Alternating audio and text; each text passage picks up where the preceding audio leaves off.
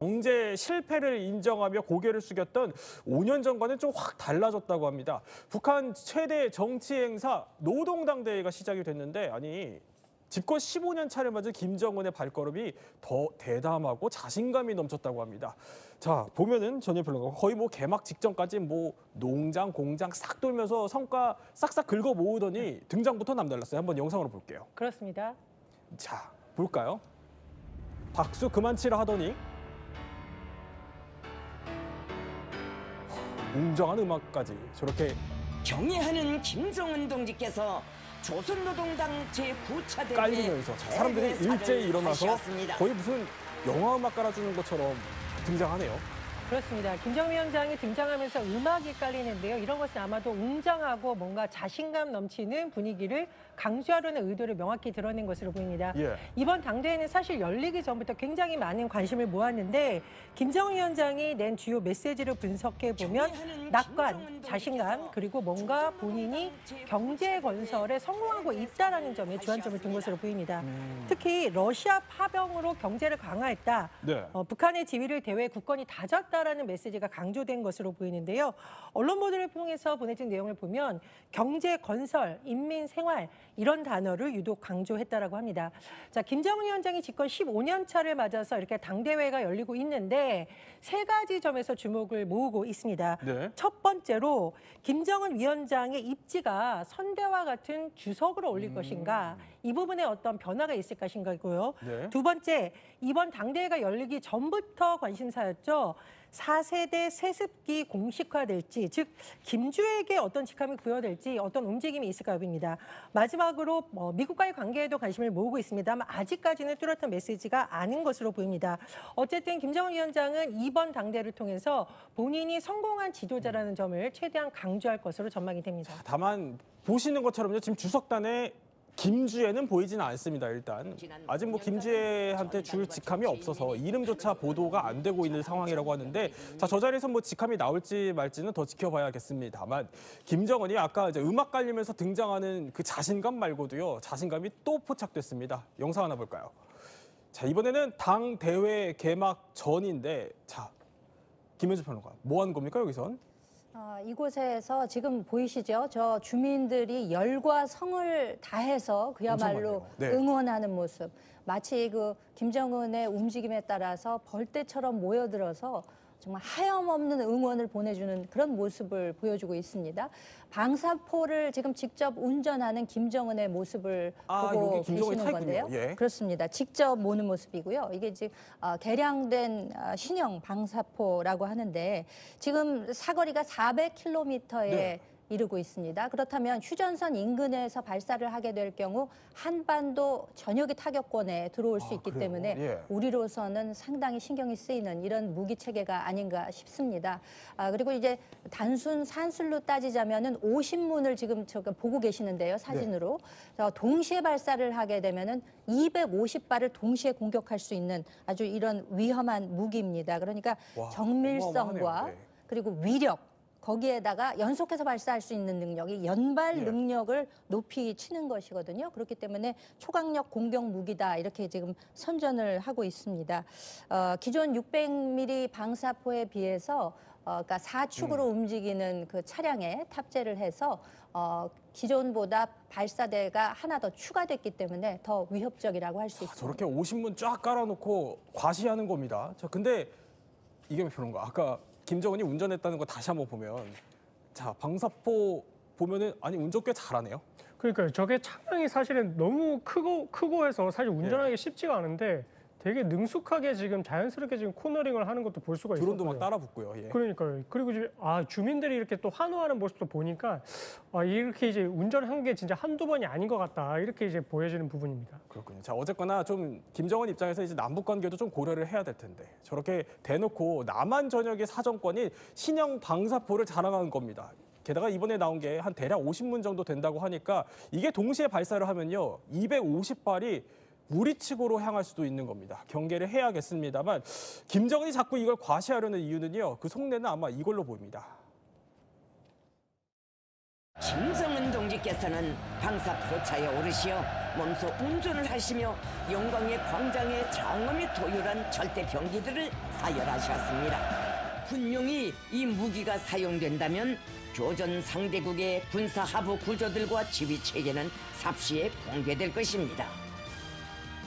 그 어떤 세력도 이 무기의 사용이 현실화될 때에는 그 무슨 신의 보호라는 것도 받지 못할 것입니다. 자, 이 방사포요, 북한은요, 핵탄두를 탑재할 수 있다 이렇게 지금 주장을 하고 있는 겁니다. 거기다가 이게 좀 본인 취향도 반영이 됐다고 보이는 게 알고 보면 김정은이 포병 출신인데다가 재래식 전력들을 꽤 상당히 집착을 해왔잖아요.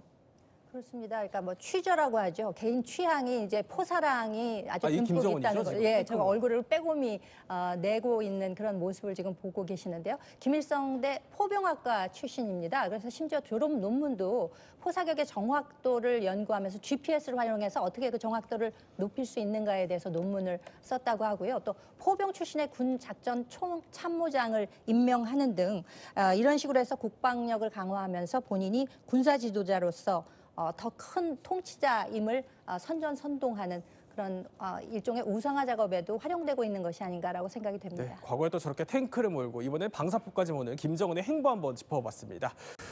너무 예뻐하는 딸이라 그런 걸까요? 김주애가 또다시 아빠 김정은과 등장을 했는데요. 이번에는 좀 무시무시한 곳을 데려갔습니다. 자, 장소도 장소지만요. 최고 존엄인 아빠 앞에서 김주애가 좀 이례적인 행동까지 선보였다고 합니다. 대체 무슨 일인지 바로 밑그림부터 한번 볼까요? 자, 이겁니다. 북한에서 상상하기 어려운 행동이죠. 김주애 코트에 주머니 손에 딱 넣고 있는 겁니다. 아빠 앞에서요. 물론 아무리 아빠라고 하지만 북한에선 최고 존엄인데 이게 그냥 찰나의 영상 캡처한 것도 아니고 이걸 사진으로 그냥 작정하고 내보냈던 거예요. 그렇죠. 100번 이해해서요. 예. 날이 추워서 손이 시려워서 주머니에 넣나까지 제가 생각을 해봤는데 예. 그럼에도 불구하고 이런 사진이 공개가 되었잖아요. 의도가 있다고밖에 볼 수 없을 것 같습니다. 네. 뭐 영상이었다면 찰나의 캡처였다라고도 볼 수 있겠지만 그러니까요. 지금 아빠 앞에서 딸이 아무리 딸이라고 해도 나이를 고려할 때 지금 14살 정도로 추정이 되고 있는데 주머니에 손을 넣고 이 주변을 살피는 모습 굉장히 높은 지위의 사람처럼 행동하고 있습니다. 9장의 사진이 공개가 되었는데 예. 이 중 4장에 이 딸 주애의 모습이 담겼다는 점도 굉장히 의도적인 노출이 아닌가라는 생각이 듭니다. 그러니까 절반이 김주애 사진이었다라는 건데. 근데 이뿐만이 아니에요. 제가 아까 어마무시한 곳이라고 했던 이유가 아까 뒤에 보면은 그 방사포 크기가 엄청 크거든요. 이거를 시험 발사하는 현장에 데려갔는데 여기 이제 아빠로부터 군사 브리핑까지 들었어요. 그렇습니다. 지금 사진을 잘 보시면은요, 김정은 위원장이 뭔가 김주애에게 마치 자세하게 혹은 뭐 브리핑을 하는 것 아니야 싶을 정도로 예. 이런 모습이 그대로 노출되고 있습니다. 추정컨대 아마 이동형 상황실이 아닐까 싶은데요. 말 그대로 상황실에서는 이거군요. 참모들이 예. 브리핑을 하고 최고 지도자나 권력자가 설명을 듣고 지시를 하는 형태인데 오히려 뭔가 반대되는 듯한 모습을 보여서 그러네요. 굉장히 이례적으로 보입니다. 그리고 최근에 이런 사진이 공개된 적이 있는데요.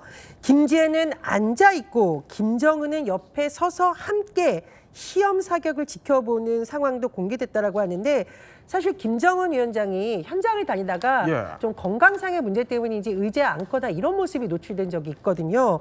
그런데 이렇게 뭔가 중심에 김주애가 있고 오히려 김정은이 뭔가 설명해주는 듯한 이 모습을 노골적으로 웹에 공개한 것은 사실상 후계자로서의 존재감을 부각시켜주려는 의도다. 이런 해석도 나옵니다. 사실 우리로서 상상하기 힘들어요. 사실 뭐 13살, 14살 딸에게는 예절 교육 같은 걸 가르쳐야 되는데 지금 미사일 교육 가르치는 거냐.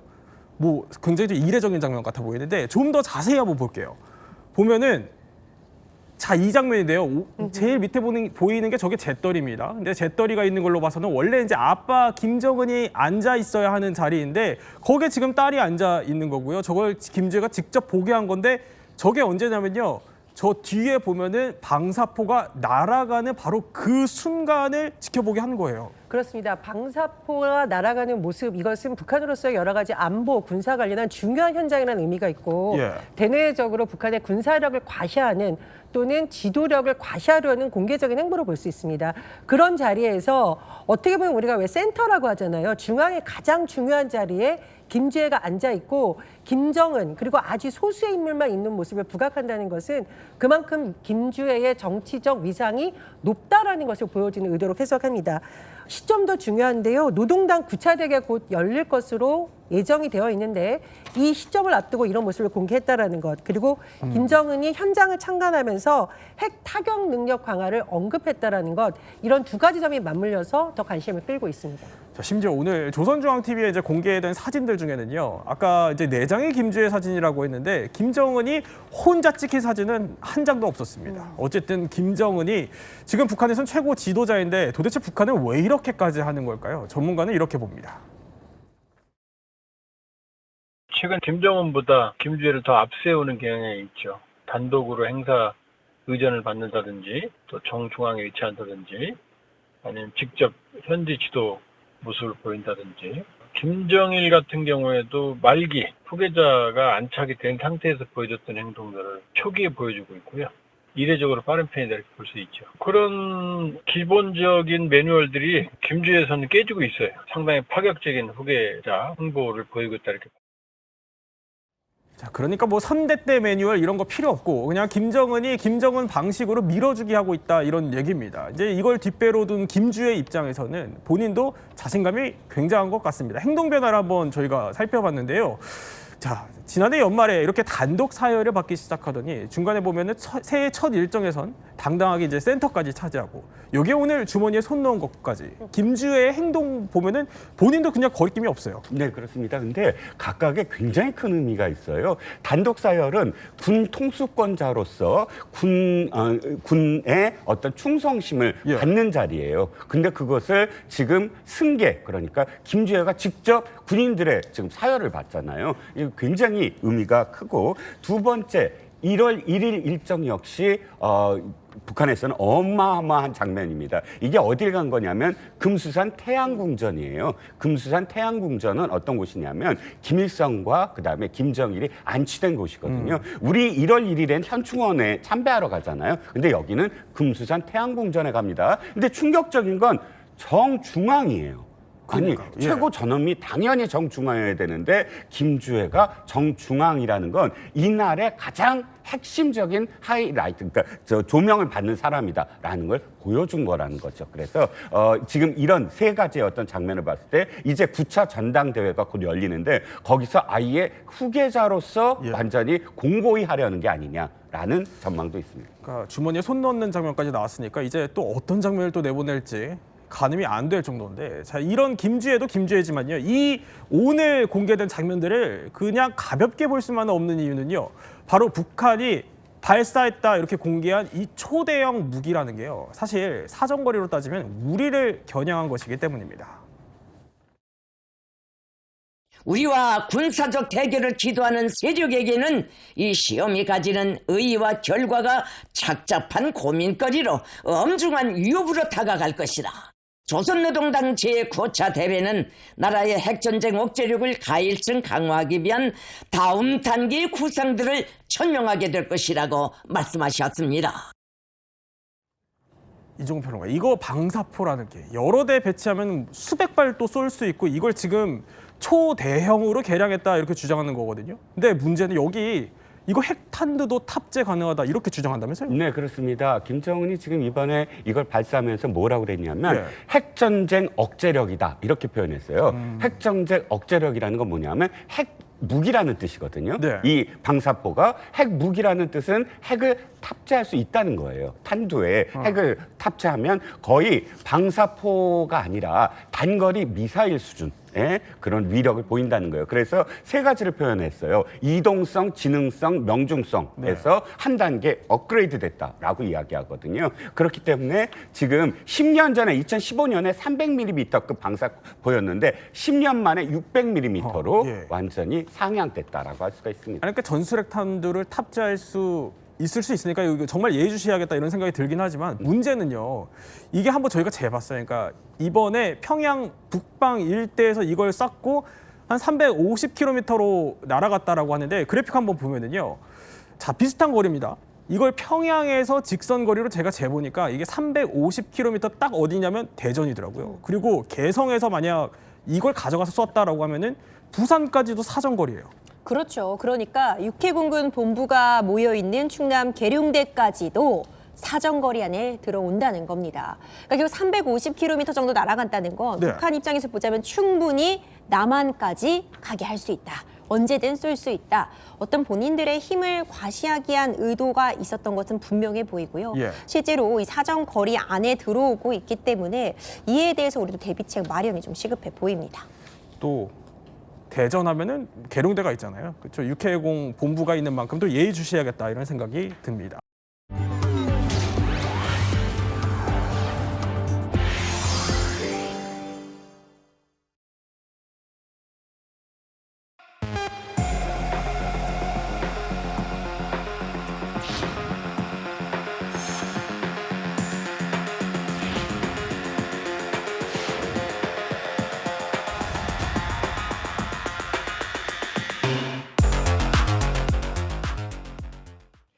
자, 지난 9월에 그 베이징에서 열렸던 이제 전승전 열병식 이후에 잠적설까지 돌았었던 그 북한 김주애가 다시 공식 석상에 재등장했습니다. 바로 아버지 김정은과 함께 북한 공군 기념행사에 등장을 한 건데, 자, 조선중앙TV가요 이 장면들을 엮어서 무려 42분짜리 뮤직비디오를 만들었어요. 영상 한번 볼까요?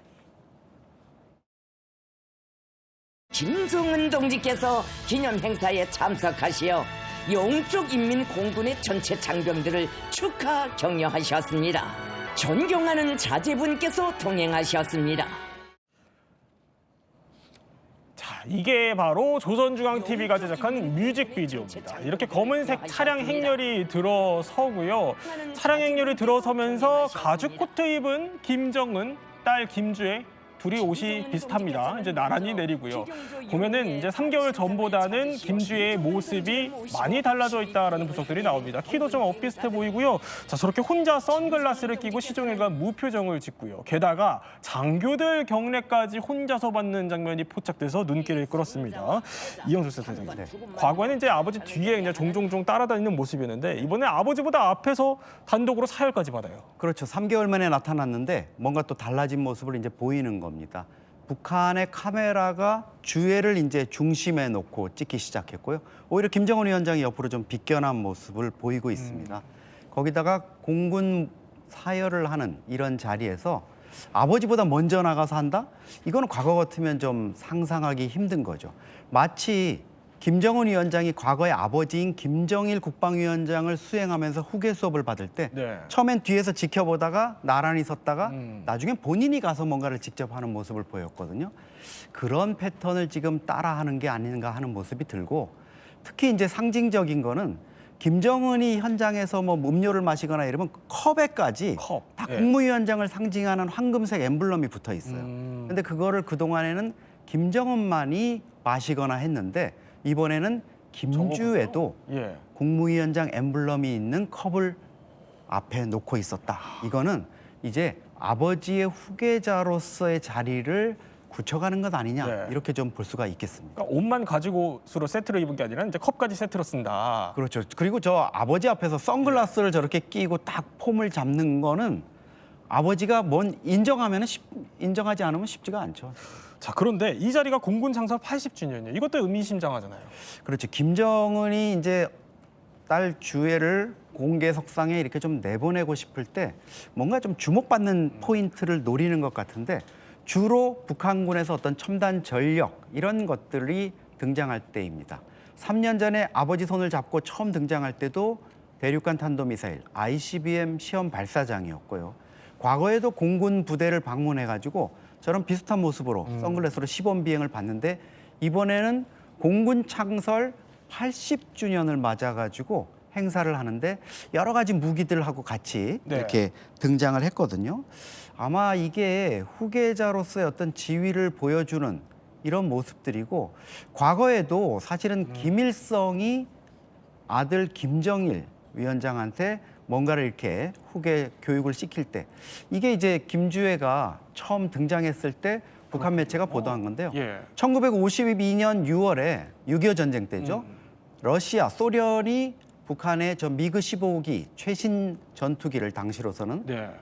이렇게 줬는데 그거를 오른쪽에 김일성 그리고 왼쪽에 저 어린 김정일이 지금 함께 살펴보는 거예요. 그렇네요. 예. 저거를 저 시점에 등장시켰다는 거는 김정은이 이제 어린 딸 김주애에게 뭔가 후계 수업을 시키는 이런 서사가 아니냐 이런 관측을 할 수 있습니다. 그런데 이제 자리까지 얘기를 해봤으면 여기 못지않게 주목받았던 게 그때 무기들이에요. 맞습니다. 그리고 제가 요번에 이 공군 행사를 보면서 좀 놀랬던 게 뭐냐면 네. 동선 자체도 굉장히 이상하게 짰더라고요. 이상해요? 예. 뭐 앞서서 뭐 헌화하는 장면도 하나 나왔었고, 그다음에 이번에 특히 이제 눈길을 끌었던 것 중에 하나가 지금 이제 영상으로 나오고 있지만 앞에 보면 이제 북한군의 그래도 최신의 전투기라고 할 수 있는, 물론 이제 이게 다 1980년대 들어온 전투기들입니다. 네. 그래서 Su-25 공격기, 뭐 미그 29 이런 것들도 있었고, 또 뒤쪽에는 뭐 그동안 우리나라 같은 경우에 이제 공중조기경보통제기, 네. 보통 이제 공군에서는 항공통제기라는 걸 하는데 이제 PSI 4대를 보유하고 있었는데 북한은 없었죠. 지금 영상으로 나오지만 이번에 그 인류신 76 수송기를 개조한 공중조기경보통제기를 보여줬습니다. 그리고 이게 이제 비행해서 이 원산 갈마에 내리는 것까지 이렇게 보여줬고요. 또 한 가지로는 이제 북한이 뭐 우리가 이제 약간 가짜라고 얘기는 하지만 뭐 글로벌 호크의 북한판 이런 모델이라든가 뭐 리퍼의 뭐 북한판 모델들 지금 영상으로 나오고 있지만 약간 글로벌 호크 비슷하게 생겼죠. 비슷해요. 예, 모양새는 거의 똑같습니다. 근데 물론 안에 들어가는 거는 물론 큰 차이가 있을 거라고 생각이 되는데 이런 것들을 이번에 다 보여줬다라는 거, 이런 것들은 좀 중요한 포인트라고 볼 수 있겠습니다. 자, 그런데 여기서 이제 핵심 중에 핵심 이번에 나왔던 게 북한판 타우러스 네. 이거였어요. 네.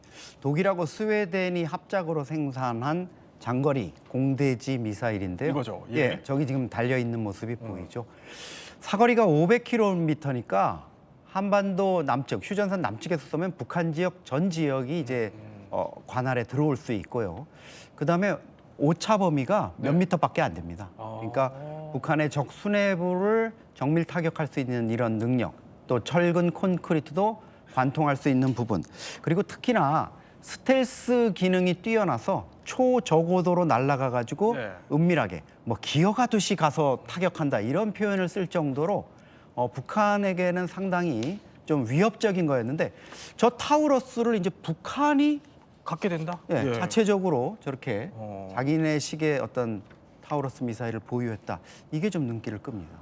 그러니까 이렇게 이영조 센터장님이 놀라실 정도면은 이게 북한이 만약 진짜 타우러스 미사일이라서 이걸 발사하면은 어느 정도 위협이 되는데요? 가장 큰 문제는 일단 외형상으로도 지금 앞서 영상에 나왔지만 굉장히 이제 저피탐 설계, 흔히 우리가 얘기하는 이제 스텔스 설계를 한 것으로 좀 보여집니다. 그리고 또 한 가지로는 우리 군이 운용하고 있는 타우러스도 마찬가지지만 굉장히 낮은 고도로 이렇게 비행을 해요. 그렇기 때문에 레이더에 잘 안 잡힙니다. 그리고 또 한 가지로는 중요한 방공망을 우회해서 타격할 수도 있어요. 우회해서? 네. 그러면은 우리가 불시에 기습을 당할 수 있겠죠.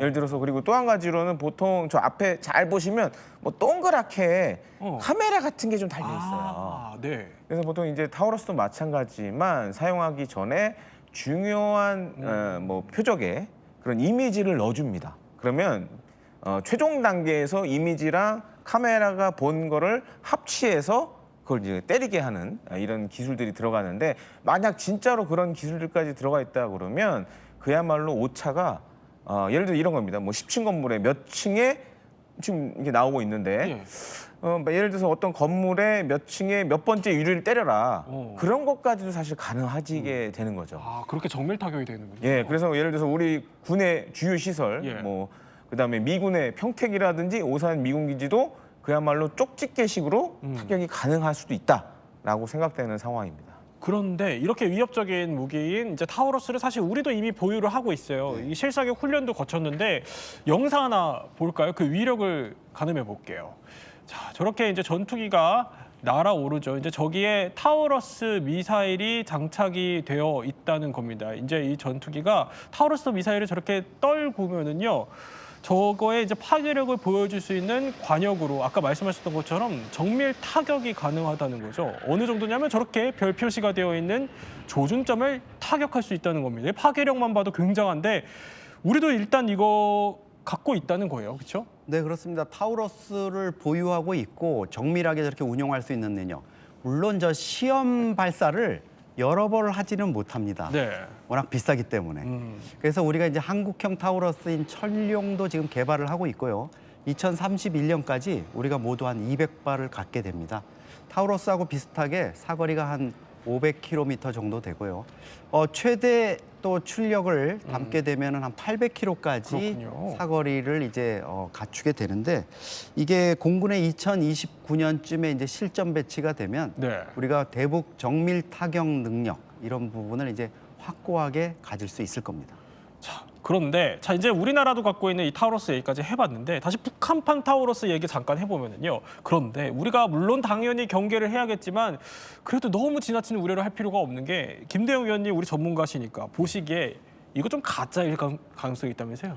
지금 이제 우리가 북한판 타우러스라고 얘기는 하고 있지만 타우러스 미사일 잘 보시면요. 네. 미사일 양 옆에 공기 흡입구가 있습니다. 근데 지금 보시면 아무것도 없어요. 매끈한데요? 네, 매끈하죠. 그리고 타우러스보다 이 길이가 굉장히 짧습니다. 아, 원래 그 타우러스보다? 네, 그래서 굉장히 뭉툭한 모양새를 갖고 있는데 그래서 보통 이제 이런 미사일들을 이제 공중 발사 순항 미사일이라고 하는데 북한이 이번에 나온 걸 봤을 때는 엔진이 없는 것 같아요. 그래서 보통 이런 것들은 이제 활공형 유도무기라고 많이 얘기를 합니다. 활공격 지금 모듈러 폭탄 저거 그렇습니다. 말씀하시는 거군요. 그래서 엔진이 없고 대신에 이제 높은 고도에서 떨구면 네. 목표물까지 일종의 이제 글라이더처럼 날아서 가는 거죠. 그래서 그런 방식으로 일단은 한 것 같은데 또 한 가지로는 이제 지금 이제 SU-25라는 북한 공군의 그나마 최첨단 네. 공격기에 이걸 장착한 모습을 보여줬는데 과연 저게 지금 아직 시험 발사한 모습은 보여주지 않았어요. 그렇기 때문에 이게 뭐 당장 이렇게 쓰인다라기보다는 오히려 지금 이제 미군 같은 경우에 비슷한 활공형 유도무기가 있습니다. 이거 오른쪽에 있는 거예요? 제이소라는 이 활공형 유도무기를 쓰고 있는데 그거랑 좀 비슷하지 않나 이렇게 좀 보여지고 또 한 가지로 아직 시험 발사를 안 한 상황이기 때문에 뭐 당장 우리에게 위협이 될 거라고 보기엔 좀 어려운 상황입니다. 지금 보시면 이제 F-35 전투기에서 그러니까 이거는 지금 엔진이 없는 거잖아요. 없죠. 네. 그래서 이제 저렇게 높은 곳에 떨군 다음에 이 날개를 펼쳐서 활공을 해서 목표물에 떨어지는. 하지만 이제 이런 방식으로 했을 경우 우리 앞서 타우러스는 사거리가 한 500km 이상 되는데 요건 한 100여 킬로미터 정도밖에 안 돼요. 5분의 1 수준이네요. 예, 그래서 좀 더 북한의 개발 현황을 지켜봐야 할 걸로 좀 생각이 됩니다. 그러니까 외형만 봤을 때는 아까 말씀하셨던 활공형 모듈러 폭탄 이거에 더 가까워 보인다. 그렇죠. 사거리도 뭐 그렇게까지 안 될 것 같고 이 얘기십니다. 그러니까 북한의 무기 성능이 실제로 알려진 것보다는 좀 과장됐거나 이게 짝퉁 아니냐 이런 의혹이 가짜 아니냐 이런 의혹이 좀 순화해서 표현을 하겠습니다. 가짜, 네, 가짜 아니냐는 의혹이 등장한 게 사실 처음이 아니에요. 보면은 이게 새로운 무기가 등장할 때마다 계속 이런 논란이 있어 왔는데 그래서 그 실체를 저희가 정확하게 추적을 좀 해보기 위해서 북한에서 아니 군수 공장에서 일하셨던 분 특별하게 모셨습니다. 김미소 씨, 어서 오십시오. 네, 안녕하세요. 네.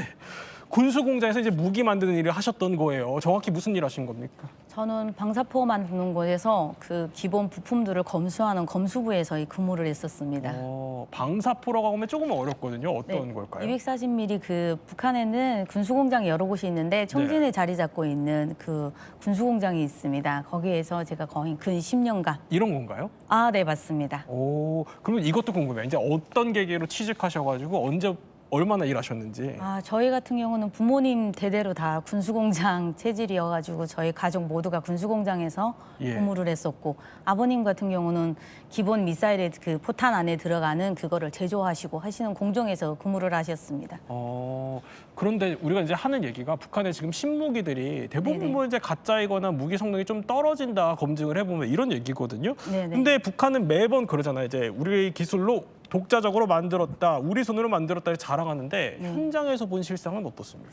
현장은 말하는 것과는 조금 다른 상황입니다. 왜냐하게 되면 제품을 만들려고 하게 되면 원자재가 들어오는 곳이 있는데 네. 이 원자재가 거의 국산보다는 해외에서 수입을 해서 수출을 해서 들어오는 경우가 되게 많습니다. 그리고 오작 가능성이 되게 많아요. 네. 왜냐하면 전기가 제대로 공급이 안 되다 보니까 네. 이 3000도라는 그런 온도를 항상 유지를 하면서 거기서 깡을 온도를 달려서 120mm를 프레스로 눌러야 되는데 24시간 전기가 공급이 안 되다 보니까 생산을 하다가도 중단이 되는 불량품이 나올 때가 많습니다. 그러면 그런 무게 하는 거는 재활용이 안 됩니다. 그래서 한 번 잘못 만들어진 거는 재활용을 할 수가 없기 때문에 불량품이 좀 많을 가능성이 되게 많다고 볼 수가 있습니다. 그러면은 그러니까 전기 공급이 제대로 안 돼가지고 찍어내는 게 제대로 나올 확률이 떨어진다 이런 얘기신 거잖아요. 네, 그런 부분도 있고요. 저는 검수부에 있다 보니까 예. 그 줄자가 있어요. 그 밑에 자가 있는데 그 미터자를 기본 이런 그 사람이 자를 가지고 다니면서 센치를 미리를 다 재는데 네. 요게 오차 범위가 있습니다. 0.3mm라든가 0.5mm 이런 식으로 오차 범위가 있는데 그 오차 범위 내에서는 대부분 이제 좀 합격품으로 저희가 반출을 시킵니다. 그러게 되면 그 다음 공정에 넘어가서도 또 그러한 그런 오차 범위는 통과가 되기 때문에 합격품보다는 완제품보다는 불안 제품이 있을 가능성이 좀 더 많습니다. 그리고 또 마지막 공정에 가서 우리가 처음에 만들어질 때는 300개가 수출이 돼서 이렇게 공정으로 넘어가지만 마지막 조립에 들어가서는 과연 몇 개가 정품으로 들어가 있는지는 그 누구도 알 수가 그 없어요. 누구도 알 수 없어요. 네. 아니 우리는 어때요? 우리 생산 구조는 어때요, 김대웅 의원? 우리나라는 사실 좀 차이가 크죠. 그리고 우리나라 같은 경우에는 이 검수하는 과정 그리고 이제 군에 배치되기 전에 뭐 기품원이나 이런 데서도 최종적으로 다시 한번 들여다봅니다. 그럴 정도로 상당히 꼼꼼하게 보고 있고 그런 높은 품질 때문에 사실 K방산이 최근 주목받는 이유도 네. 가성비가 좋고 품질도 좋으니까 이제 이런 것들이 좀 복합적으로 영향을 주고 있죠. 자, 그러면 지금부터는요, 이제 가짜이거나 또 성능이 과장됐다 이런 의혹을 받는 북한의 무기들 하나씩 살펴보면서 이야기를 더 나눠보겠습니다. 첫 번째, 성능도 위조 KN-23이 나왔는데 이거 일단 영상부터 한번 볼까요? 자, 이게 2024년 11월에 열렸던 무장 장비 전시회 현장인데요. 자, 김정은이 이제 앉아 있는데 무대 중앙에 세워진 저 동그라미가 이제 KN-23입니다. 이게 전술핵을 탑재가 가능한 위력적인 무기로 이제 북한이 전면에 내세운 건데 이게 김대웅 의원님 보시기에 성능이 좀 부풀려졌다 이렇게 보시는 거예요? 그렇습니다. 그러니까 이제 우크라이나전과 관련돼서 러시아가 이 KN-23을 많은 양을 사갔습니다. 네. 실제로 이제 우크라이나에 많이 쏘기로 했는데 우크라이나 이 정보 부서에서 이제 분석한 걸 보면 많은 양이 제대로 명중을 못했다는 거예요. 대신에 이제 파괴력은 엄청난 걸 보여줬는데 그리고 이제 안에 들어가는 이제 부품들 같은 경우에도 이제 앞서 북한 군수 공장의 현실을 말씀해 주셨지만 정말 그렇게 좀 심각하더라고요. 그러니까 예를 들어서 뭐 일제 자동차에 들어가는 부품들을 미사일 부품으로 전용해 쓴다거나 바꿔서? 네, 이런 것들을 뭐 많이 하고 있습니다. 예를 들어서 이제 미사일도 보시면 이 날개가 달려 있죠. 네. 이 날개를 구동시키는 것들을 북한이 생산을 못 하니까 그러니까 일본산 자동차에 쓰이는 그런 부품들을 갖다가 이 날개 조종에 쓰기도 합니다. 근데 이런 것들이 그럼 정상적으로 작동을 못 하겠죠. 이 미사일이라는 네. 마하 뭐 5 이상으로 날아가는데 그런 문제도 좀 생겼고 그래서 이제 신뢰성 부분, 특히 이제 명중률 부분에서 상당히 문제가 많다라는 평가들이 사실 우크라이나 군 당국에서 많이 나왔습니다. 근데 만약에 여기에 핵무기를 네. 정말 사용하게 된다 그러면 아마 엉뚱한 곳에 떨어질 수도 있고 진짜요? 어쩌면 안 네. 터질 수도 있죠. 김민수 씨 들으면서 고개를 계속 끄덕끄덕거리세요. 동일하시나 봐요. 네, 맞습니다. 왜냐하게 되면 제가 근무를 할 때에도 예. 오차 범위를 서로가 눈 감아주고 하는 현상들이 있었고 그리고 이제처럼 뭐 메틸알코올이 몇 프로 들어가야 되는데 조금 모자라게 되면 네. 안 넣고 이렇게 해가지고 그냥 안 넣고? 네, 조금 이제처럼 아예 안 들어갈 수는 없습니다. 예. 거기에 10%가 첨가돼야 된다고 하게 되면 거기다 8%만 첨가를 해서 만든다던가 라는 상황들이 실제로 있었던 상황이기 때문에 지금 말씀하신 거에 정말 있을 수 있는 일이고 네, 그럴 수밖에 없는 상황이다. 근데 아까 잠깐 공감이 얘기하셨던 갑니다. 건 부품도 막 갈아 낀다는 거거든요. 네, 맞습니다. 왜냐하면 부품이 이제처럼 저희 같은 경우는 성진 제강소 같은 데서도 이렇게 또 받아서 쓰고 네. 자체 내에서 생산도 하고 있기는 하는데 깡이라는 게 여러 곳에서 옵니다. 특히 미사일 들어가거나 포탄 깡은 일반 깡이 아니고 특수 깡입니다. 근데 그런 특수 깡이 제대로 안 들어올 때는 네. 그냥 이제처럼 대체를 할 수 있는 그런 부품을 빨리 이렇게 대체를 하고 있기 때문에 정품보다는 말 그대로 짝퉁이 이제처럼 도입이 되는 상황들이 있기 때문에 네, 말 그대로 현실적인 것보다는 비현실적인 상황이 정말로 이루어지고 있다. 그리고 궁금한 게 그렇게 부품 교체해서 몰래 이제 갈아치기 하는 거를 김정은은 모릅니까? 알 수가 없죠.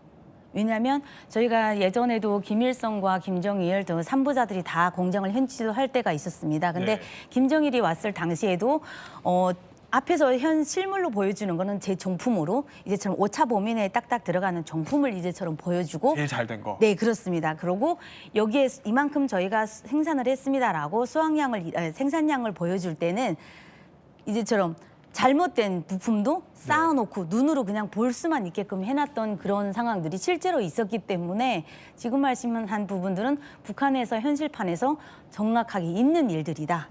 그렇군요. 자, 그런데 이 무기가 이게 성능이 또 과장됐다 이런 의혹이 러우 전쟁 전장에서 또 확인이 됐습니다. 영상 한번 볼까요? 자, 이게 러시아군이 운용 중인 한 탱크인데요. 폭발로 인해서 형체가 굉장히 일그러져 있는 모습입니다. 이게 우크라이나 매체에 따르면요. 북한제 저품질 탄약이 포신, 그러니까 이 포신 앞에 있는 그 포신에서 내부에서 이게 폭발한 것으로 추정이 된다는 거예요. 그러니까 북한의 탄약이 불량이어서 이게 포신 내부에서 터지면서 탱크까지 저렇게 됐다 이런 얘기인데 북한 무기들이 저렇게 불량률이 높아요? 높을 수밖에 없습니다. 앞전에도 말씀하신 것처럼 이제 그 안에 들어가야 되는 그 제품이나 이런 여러 가지 자재들이 많이 부족하고 있고 네. 저희가 또 어느 정도까지는 할당량을 뭐 년마다 분기마다 딱 무조건 맞춰야 되는 부분들이 있습니다. 그거를 안 맞추게 되면 위에서부터 제재가 많이 들어오기 때문에 눈 감고 아웅할 때가 되게 많습니다. 그래서 완품에서 이제 조금 어느 정도 빗나가는 거. 그리고 저 포탄 같은 경우는 조금 잘못 이렇게 기름에다 넣었다가 이렇게 해서 보관을 할 때 그래요. 조금만 보관을 잘못해도 녹이 슬고 한단 말이죠. 네. 근데 그런 범위도 제대로 공정을 거치지 않고 넘어가는 경우가 되게 많기 때문에 그 안에 그 탄약 상자 안에 들어간 다음에는 그게 정품인지 아닌지를 그 누구도 알 수가 없습니다. 한 가지만 더 짚어보면 네. 이게 사람이 어쨌든 KN-24 이렇게 거대한 미사일 이거를 손으로 다 만든다는 네. 거죠. 그러면 그러다 보면 사실 공장에서 좀 사고도 비일비재할 것 같거든요. 네, 많습니다. 저희 중가운데에 포신, 포날 이렇게 해가지고 부분별로 있는데 이거를 이제 좀 기계들이 움직이다가 기계가 작동이 안 되면 사람이 인력으로 합니다. 이게 높이 쌓아놨던 철강이 무너지면서 다리가 끼어진 그런 인명사고도 있었고 와일에다가 걸어서 이동을 하는 작업이 있었는데 그때 네. 와일이 빗나가면서 그 현장에서 이제처럼 사망하시는 그런 사건 사고들도 있었습니다. 자, 그러면 이제 KN-23을 살펴봤다면 두 번째 키워드 한번 살펴보도록 하죠. 두 번째는 뭐가 나올까요? 영웅도 위조, 김근홍 영웅함이 나왔는데 이제 이거는 또 왜 가짜 의혹에 휩싸인 거죠? 김대영 의원? 그러니까 지금 뭐 영상으로 나오고 네. 있지만 이 김정은이 그야말로 자랑하는 무기 중에 하나였는데 전술핵 잠수함. 예, 전술핵 공격 잠수함이라고 네. 얘기는 하고 있지만 아마 뉴스에서 이게 항해를 했다라는 소식을 들어보신 적은 거의 없을 겁니다. 아예 없는 것 같은데. 예, 그러니까 지금 배는 만들었는데 네. 아직 한 번도 항해를 했다라는 소식을 북한에서 내보내질 않고 있어요. 그럼 왜 그럴까? 잘 보면 약간 잠수함 모형도 네. 기형적입니다, 굉장히. 그래서 우리나라 같으면 저렇게 안 만드는데 네. 잘 보시면 기존에 있던 잠수함을 개조해서 이 SLBM을 발사할 수 있게끔 만든 것 같아요. 그러다 보니까 그냥 보시기에도 뭔가 밸런스가 안 맞아 보이잖아요. 네. 그러다 보니까 만들어 놨지만 정작 지금 항해는 했다는 소식은 없는 정말 이상한 잠수함 중에 하나입니다. 그러게요. 저렇게 자랑스럽게 진수식을 했으면 우리 이거 잘 뜨고 있다. 어딘가에서 보도를 했을 텐데. 근데 이것도 미스터리입니다. 그런데 자, 김군옥 이 이름이요. 이 인물이 갖고 있는 무용담 자체도 이것도 좀 허구라면서요. 그렇죠. 6.25 전쟁 당시에 북한의 해군력은 사실 전무했거든요. 네. 그러니까 우리 한미 또 유엔군의 해군력에 꼼짝 못하고 당했기 때문에 사실 그걸 만회할 신화가 좀 필요했던 거죠. 영웅 신화가. 거기서 나온 게 사진에 보이는 김군옥이라는 사람인데요. 미국의 중순양함, 네. 북한에서 뭐 발티모아 이렇게 얘기하는데 볼티모어를 격침시켰다는 거예요. 자기네들의 뭐 어뢰정 이런 걸 가지고. 네. 그래서 김군옥은 사실 90년대까지도 살아가지고 공화국 영웅으로 네. 저렇게 영화도 만들어지고 뭐 이랬는데 그 이름을 따서 북한이 또 그 잠수함 이름까지 붙이고 이랬는데 네. 실제로 알아보니까 북한 그 침몰시켰다는 볼티모어는 1946년에 이미 퇴역을 한 배예요. 그러니까 6.25 전쟁 때는 투입이 될 수 없는 배인데 북한은 아마 그 당시에 6.25 전쟁 때의 기록, 그 이전의 기록을 가지고 그냥 볼티모어가 한국전에 참전한 것처럼 해서 자기네들이 격침시킨 걸로 이렇게 거짓 신화를 만들었는데 결국은 들통이 나버린 거죠. 그러니까 사람 자체는 뭐 존재했는지 아닌지는 모르겠지만 네. 어쨌든 그 볼티모어호와 관련된 영웅담 자체가 조작일 가능성이 있다. 그럼요. 100% 그런 조작이죠. 네. 배 자체가 없었으니까. 존재하지도 않는 그러니까 전쟁 영웅까지 만들어서 체제 선전에 활용을 하는 건데 네. 자 이러다 보면은 어쨌든 무기 들통나고 뭐 영웅 들통나고 이럴 가능성이 있으니까 군수공장에서 일하다 보면은 입단속 철저할 것 같은데요. 군수공장은 처음 입문할 때부터 서약서라는 걸 쓰고 서약을 들어갑니다. 왜냐하면 국가의 비밀이자 나라의 비밀이기 때문에 비밀엄수가 첫째도 둘째도 엄청 강한 데입니다. 그래서 또한 그 공정마다 각자 출입증이 다 따로따로 개별로 다 되어 있고 암호화가 되어 있습니다. 그래서 아무리 내가 오늘 출근을 했는데 이 업무에 투입을 하려고 하게 되면 이제처럼 그 발급받은 출입증이 있어야 되는 출입증이 없을 경우는 출입을 그날 첫날 출근은 했어도 네. 그 현장에는 투입이 안 될 정도로 이렇게 비밀 누설이라던가 이거는 철저하게 되어 있습니다. 또 다른 키워드가 하나 준비되어 있습니다. 뭐 잠수함 받고 미사일 받다면요. 이번에는 어떤 게 의혹에 휩싸일까요? 사진도 위조한다. 샛별 구형인데 이것도 사진 조작이 의심되는 사례예요? 그렇습니다. 그러니까 이제 샛별 구형이 이제 미국이 만든 MQ-9 리퍼를 카피한 북한판 리퍼라고 부르는데 잘 보시면은 지금 이렇게 세 대가 날아가는 걸로 사진이 보여요. 그렇네요. 사진은 그래요. 네. 그런데 요번에 이 80주년 행사에도 네. 2대밖에 안 나왔습니다. 그래요? 네, 2대밖에 안 나왔어요. 그리고 그 전에 이제 북한판 글로벌 호크도 지금 보면 이번 행사에도 딱 한 대만 나왔어요. 근데 이 북한의 여러 매체들이 잘하는 것 중에 하나가 뭐냐면 네. 저렇게 사진을 포토샵을 통해서 조작을 하는 겁니다. 그러니까 똑같은 걸 옆에다 그렇죠. 복사 붙여놓겠다? 예, 그래서 원근감을 좀 줘서 이렇게 붙여넣기를 많이 해왔어요 그동안. 지금 여긴 또 한 대만 보이는 거예요. 네, 그러니까 이게 좀 말이 안 되는 거죠. 그러니까 일부러 좀 과장되게. 그리고 이제 북한이 뭐 여러 가지 무기들을 최근에 보여주고 있지만 앞서 우리가 살펴봤지만 북한 지금 군수공장의 현실이 드러났잖아요. 네. 그러니까 저렇게 지금 많이 못 만들어요. 그래서 이번 행사 때도 저거는 2대밖에 못 나왔고 그다음에 북한판 글로벌 호크도 달랑 한 대만 나왔습니다. 그렇군요. 그 정도로 어떻게 보면 이런 걸 통해서 약간 체제 선전의 목적이 있다라고 좀 생각이 됩니다. 자, 우리가 이렇게 쭉 짚어봤습니다. 근데 이제 특별하게 군수공장 출신 이제 탈북민을 저희 모셨으니까 네. 지금까지 쭉 본 건 이제 김정은이 공개한 무기들이 뭐 가짜이거나 아니면 과장됐거나 이런 얘기들이에요. 실제로 동의를 많이 하시는 것 같은데 쭉 보시고 어떠셨어요? 선전선동용을 위해서 이제처럼 가짜도 진짜로 모방할 수 있는 게 북한의 현실이었고요. 또 그렇게 저희가 살아왔기 때문에 저도 이제처럼 오차범위 안에서 이거는 눈 감아서 제가 다음 표로 넘겼고 그 다음 표에 넘어가서 정말 완성된 포탄도 만들어지지 않았습니까? 그런 공정을 봤을 때 아직까지도 대외 선전선동용으로 보여주기식은 여전하구나라는 게 북한의 현실인 것 같습니다. 그렇다 그래도 이제 북한제 무기들이 아무리 뭐 성능이 과장되고 조작됐다 그래도 김대영 의원, 우리가 이걸 안심해서는 안 되는 거죠? 그렇습니다. 그러니까 최근에 이제 러우 전쟁이 발발하면서 북한이 이제 대량의 무기들을 러시아에 수출했고 실제 이제 전장에서 많이 사용이 됐거든요. 이런 것들 다시 이제 피드백을 받으면 오히려 북한도 지금보다 오히려 좋은 성능의 무기를 만들 수 있고 다만 이제 한 가지 문제는 이제 우리가 군수공장 현실 봤지만 그럼 무기를 만들 수 있는 산업이 과연 받쳐줄까? 요거는 좀 의문이라고 말씀을 드리고 싶습니다. 네, 지금까지 또 세 분과 함께 북한의 과장된 군사력 한번 저희 짚어봤습니다.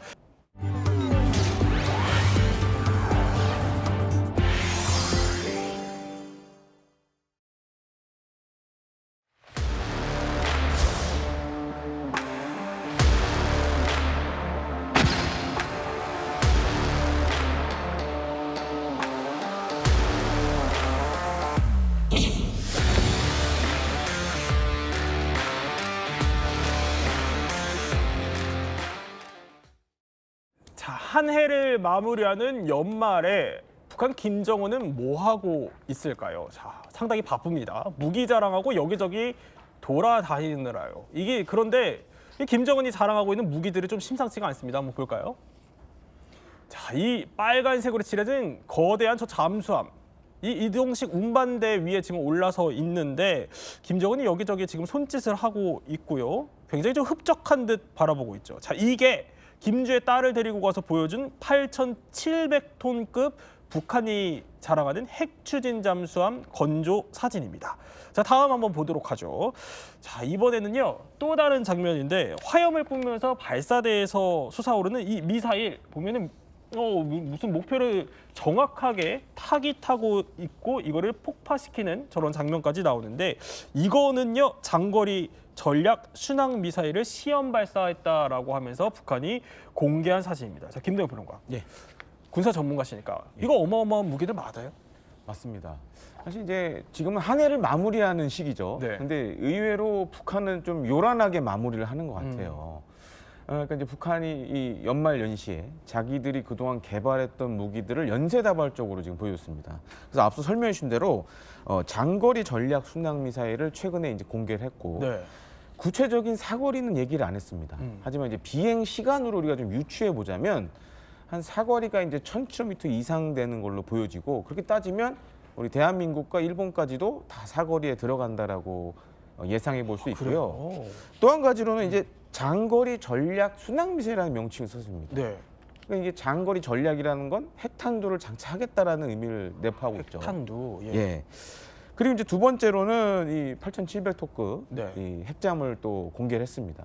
그동안 이제 설왕설래가 많았는데 언제쯤 나오나 했더니 이렇게 돌연 연말에 이제 깜짝 등장을 했는데 이거 관련된 얘기 또 뒤에서 저희가 이제 풀 거고 네. 그다음에 또 한 가지로는 사실 이제 북한이 신형 고공 장거리 지대공 미사일도 공개를 했습니다. 그래서 지금 이제 영상으로 나오고 있는 사진으로 나오고 있는데 네. 잘 보면 우리가 만든 엘셈하고 좀 비슷해요. 약간 이제 그러네요. 예. 예, 러시아 쪽에 뭔가 영향을 받지 않았나라는 느낌도 들고 발사될 때도 보면 이제 콜드런치라 그래서 네. 가스압으로 미사일을 공중으로 밀어내서 점화해서 날아가는 방식을 지금 사용하고 있습니다.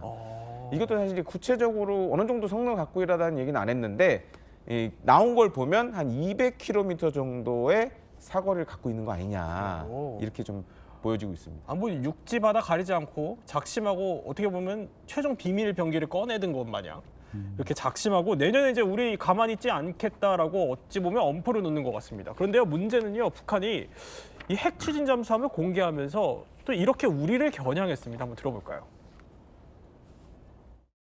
최근 서울의 청탁으로 워싱턴과 합의된 한국의 핵잠수함 개발 계획은 조선반도 지역의 불안정을 더욱 야기시키게 될 것이며 공격적인 행위로 반드시 대응해야 할 안전 위협으로 간주한다는 데 대하여 언급하셨습니다. 그러니까 얼마 전에 우리 이제 핵 추진 잠수함 만들기로 한 거 그 소식 듣고 상당히 단단히 열받은 것 같아요. 예. 그 북한 아마 이제 우리와 미국 사이의 핵 추진 잠수함 문제와 관련해서 저렇게 전격 합의가 나올 줄은 몰랐던 것 같습니다. 네. 그런데 저렇게 합의가 나와서 북한이 대단히 당황한데요. 왜 당황해하고 있는가 하면 북한은 지금 핵 전략 잠수함을 만드는 매우 시초 단계입니다. 그런데 우리는 미국의 승인이 없어서 그렇지 핵 추진 잠수함을 만들 수 있는 설계나 노하우, 네. 소형 원자로를 다 가지고 있기 때문에 가지고 있는 나라가 저걸 만들자고 하면 대단히 빨리 접근할 수 있고 북한은 아직도 먼 거리를 가야 하는 이런 이제 시간표가 서로 다르기 때문에 당황했을 수 있는데 우리 핵 추진 잠수함 문제를 가지고 북한이 저렇게 걸면서 마치 그것 때문에 북한이 전략 핵 잠수함을 만드는 것처럼 말하는 건 대단히 어느 도단이다. 왜냐하면 북한이 이미 8차 당대 때 몇 년 전에 핵 추진 잠수함 설계를 다 끝냈다고 세상에 발표했습니다. 그리고 제가 오늘 얘기할 수 있는 게 뭔가 하면 제가 2004년도에 처음으로 영국에 이제 발령받아 가지고 갔거든요. 그때 북한이 핵 잠수함을 가지고 있는 나라 외교관 공간들에 어떻게 하면 핵 잠수함 설계도를 좀 구입할 수 없겠느냐. 비밀 지령이 2004년도에 그때 벌써 나왔어요. 2004년 한참 됐는데요. 한참 됐죠. 그래서 그때 그런 지령을 보면서 저희들이 깜짝 놀란 게 아니 여느 잠수함도 아니고 전략핵 잠수함 설계를 어떻게 구할 수 있는 방도가 없다는 게 이게 무슨 말이냐. 대단히 저희들도 우아했거든요. 공간에서. 그런데 문제는 뭐냐면 뭐 구할 수도 없었고 정 구할 수 없으면 인터넷에 들어가서 얼추 공개한 그런 설계도라도 없는지라는 걸 이제 좀 알아보라는 또 지시가 내려옵니다. 그런데 그때 어떤 일이 있었는가 하면 북한 공간에서 이야기하던 제 친구 이름이 이용철인데 좀 야 이걸 좀 내가 어떻게 구해가지고 어떻게 상부에 보고해서 훈장이라도 좀 받을 수 없을까? 이렇게 해서 좀 약간 노력하던 찰나에 어떻게 영국 정보 당국이 알았는지 영국 외무성에서 공식 경고를 했습니다. 공간에서 이런 자료를 수집하거나 현재 와 있는 다른 무관부와 연결하면서 이렇게 군사 목적에 필요한 활동을 하면 안 된다.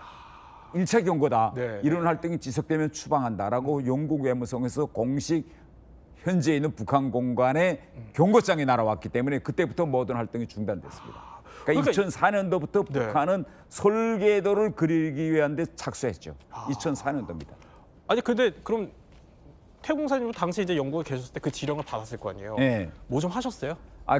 솔직히 저는 이거 뭐 하다가 큰일이다. 왜냐하면 영국 정보 당국이 얼마나 이제 그 눈치가 빠릅니까? 조금이라도 이제 빌미를 준다면 추방합니다. 영국은. 그래서 이런 건 절대 하면 안 되겠구나라고 생각하고 알았습니다라는 못하겠다 하면 또 큰일 납니다. 알았습니다 하는 정도로. 그래서 영국에서는 핵 잠수함 설계와 관련한 자그마한 단서도 얻질 못했습니다. 그건 제가 장담합니다. 어쨌든 뭐 한 20년 정도 전부터 대단히 오래전부터 전략적으로 생각했죠. 어떻게 하면 바다로 들어가겠느냐. 그때부터 뭐 이미 생각해왔던 거를 괜히 이제 또 우리를 걸고 넘어지면서 저렇게 보도를 했다라는 건데 근데 이게 사실 태영 의원님이 보시기에는 우리를 걸고 넘어지고 있지만 이게 사실 북한 내부 민심 달래기라면서요. 왜냐하면 지금 북한은 이제 내년도에 9차 당대회를 하겠다고 합니다. 그런데 9차 당대회를 하려면 지난 8차 당대 때와 9차 당대 이 사이에 뭘 했느냐라는 성과물을 주민들한테 보여줘야 됩니다. 다른 하나는 지금 북한군이 우크라이나에 가서 전쟁에서 싸우고 있는 지 1년이 지나고 정말 사망자도 많이 나고 지하 지뢰 해제하려고 갔다가 9명이 죽어오고 그러면 북한 일반 주민들이 보건대는 필경 러시아에서 돈이 왔겠는데 이걸 다 어디에 썼을까? 이 의문이 왜 생기거든요. 왜 사람이 피부에 와닿는 성과가 안 보이니까. 그러니까 지금 연말을 맞으면서 김정은은 이런 군사적인 성과물을 보여주기 위한 목적도 있겠지만 더 나아가서는 민심을 향해서 여러분 돈을 제가 다 혼자 쓰지 않고 보세요. 이렇게 잠수함도 만들고 이런 방사포도 만들고 또 전략 순항 미사일도 만들고 있지 않습니까? 그러니까 나라를 지키기 위해서 돈이 많이 들어갑니다. 북한 젊은이들이 그저 생떼 목숨 이런 건 아닙니다. 이런 민심 달래기 차원도 대단히 강하다고 보여집니다.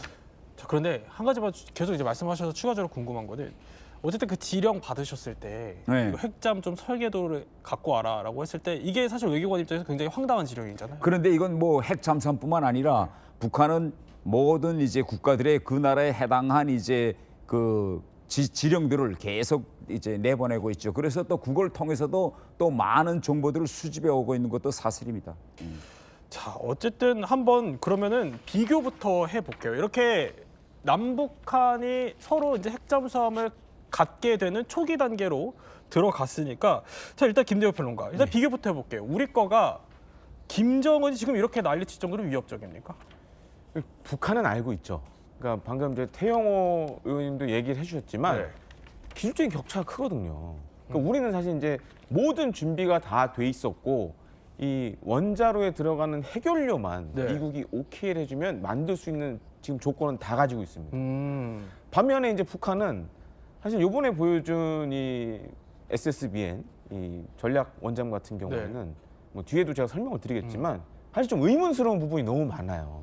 그러니까 일종의 모래성을 싼 거 아니냐라는 느낌이 들 정도로 기술적으로 그렇게 지금 진전이 없는 상황에서 일단 모형은 보여줬거든요. 그런 것을 이제 감안했을 때는 북한 입장에서는 만약에 대한민국은 만들면 정말 100% 성능을 발휘할 수 있는 그런 무기가 나오는 거고 어떻게 보면 북한은 약간 과시할 수 있는 이런 것들밖에 안 된다라는 그런 문제도 있고 또 한 가지는 약간 이제 좀 더 디테일하게 좀 살펴보자면 지금 이제 언급되고 있는 건 북한 같은 경우에 지금 이제 그래프로 나오고 있지만 아무래도 이제 고농축 연구 사용이 가능한 좀 순도가 높은 핵연료를 사용하지 않겠냐. 그리고 최근에 이제 러시아와 기술 교류 얘기가 많이 나오지 않습니까? 근데 이제 러시아 같은 경우에는 보통 40%에서 20% 정도 농축된 그런 핵연료를 사용합니다.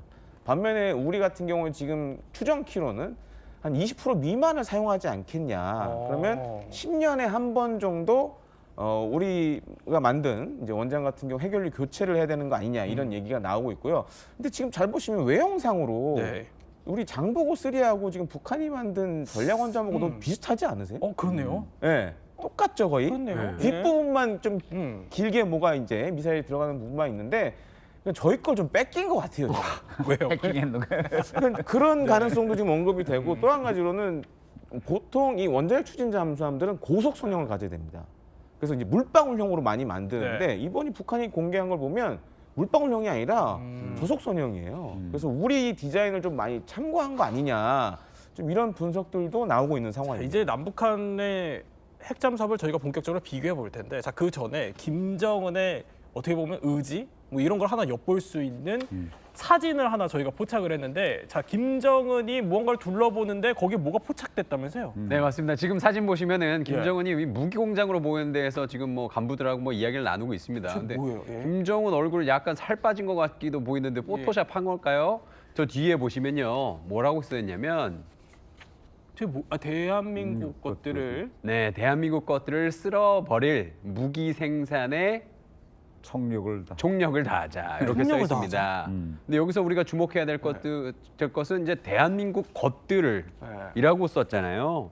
그러니까 대한민국 것들을 쓸어버릴 무기를 지금 여기서 생산하자는 거예요. 대한민국 것이라고 그러면 난가 싶은데 대한민국 것들을 쓸어버릴 저게 뭐라고요? 무기 생산에 총궐기하자. 걸기하자. 네. 보여줄 거면 제대로 보여주지. 또 저렇게 흐릿하게 보여주는 건 좀 이상한 의도가 있는 것 같긴 한데. 아니 태영호 의원님. 저 대한민국이라고 말하는 것도 이상한데 원래 저렇게 해요? 원래 북한은 지금까지는 김정은의 성명이나 담화문에만 대한민국이라는 표현을 썼습니다. 신문 이런데 저건 군수공장이잖아요. 군수공장에서 일반 노동자들이 버는 구호까지도 이제는 대한민국이라고 다 바꾼 걸 보면 북한이 지금 헌법도 바꾸고 적대적 두개 국가론을 가기 위해서 내부 선전선동 사업을 위한 저런 구호들까지도 정례의 남조선으로부터 지금은 대한민국으로 다 바뀌었다는 걸 우리가 알 수 있습니다. 그렇군요. 의도가 어찌됐든 간에 이제 북한이 우리를 완전히 다른 나라로 보고 또 적으로 규정하는 거 아니냐 이런 시그널이 나오는 건데, 자, 그 배경에는 이제 앞으로 우리가 갖게 될 핵잠수함을 의식한 행보로 보입니다. 그럼 이제 한 번씩 따져볼게요. 이 핵잠수함 완성 체크리스트로 한번 남북한이 얼마나 완성되고 있는지 한번 보도록 하죠. 첫 번째 체크 포인트는 이겁니다. 일단 대형 잠수함 설계 건조인데 북한 거 일단 육안으로 우리는 못 봐요. 갈 수가 없으니까. 근데 영상만 봐서는 일단 어느 정도예요, 수준이? 저는 사실 이제 국내에서 잠수함 건조하는 곳을 실제로 가봤습니다. 가봤는데 요번에 이제 북한이 공개한 사진하고 비교를 해보면 사실 주변에 이렇게 잠수함을 만들 수 있는 뭐 용접을 한다던가 이런 기자재들이 보여야 되는데 전혀 안 보여요, 지금. 그래서 저게 과연 정말 만들고 있는 건지 아니면 그냥 일종의 보여주기 위해서 크게 그냥 만들어 놓은 건지 약간 의심스러운 부분이 있고, 이제 뭐 지금 자막으로 나오고 있지만 소나라든지, 그러니까 지금 보시면 측면에 뭔가 긴 게 붙어져 있죠. 그 사진에 보시면 저게 바로 이제 저 옆에 이렇게 길게 붙어 있는 거예요? 저게 이제 소나 종류의 하나입니다. 이게 있고 그다음에 이제 어뢰 발사관도 보이고 하는데, 주변에 보면 이게 보통 잠수함을 건조하는 뭐 선체를 막 용접하고 이런 것들이 나와야 되거든요. 그런 게 전혀 없어요. 이게 좀 이제 보여주기용 아니냐는 생각도 많이 들고, 또 한 가지로는 잠수함은 아시다시피 수중에서 활동을 해야 됩니다. 네. 그럼 바닷밑 속에 들어가면 압력을 받겠죠. 그래서 이제 압력 선체라는 걸 만들어야 되는데, 그래서 이제 우리나라 같은 경우에는 잠수함에 사용되는 고장력강을 실제로 만든 나라 중에 하나예요. 그리고 이제 동해 같은 경우에 평균 수심이 1,500m입니다.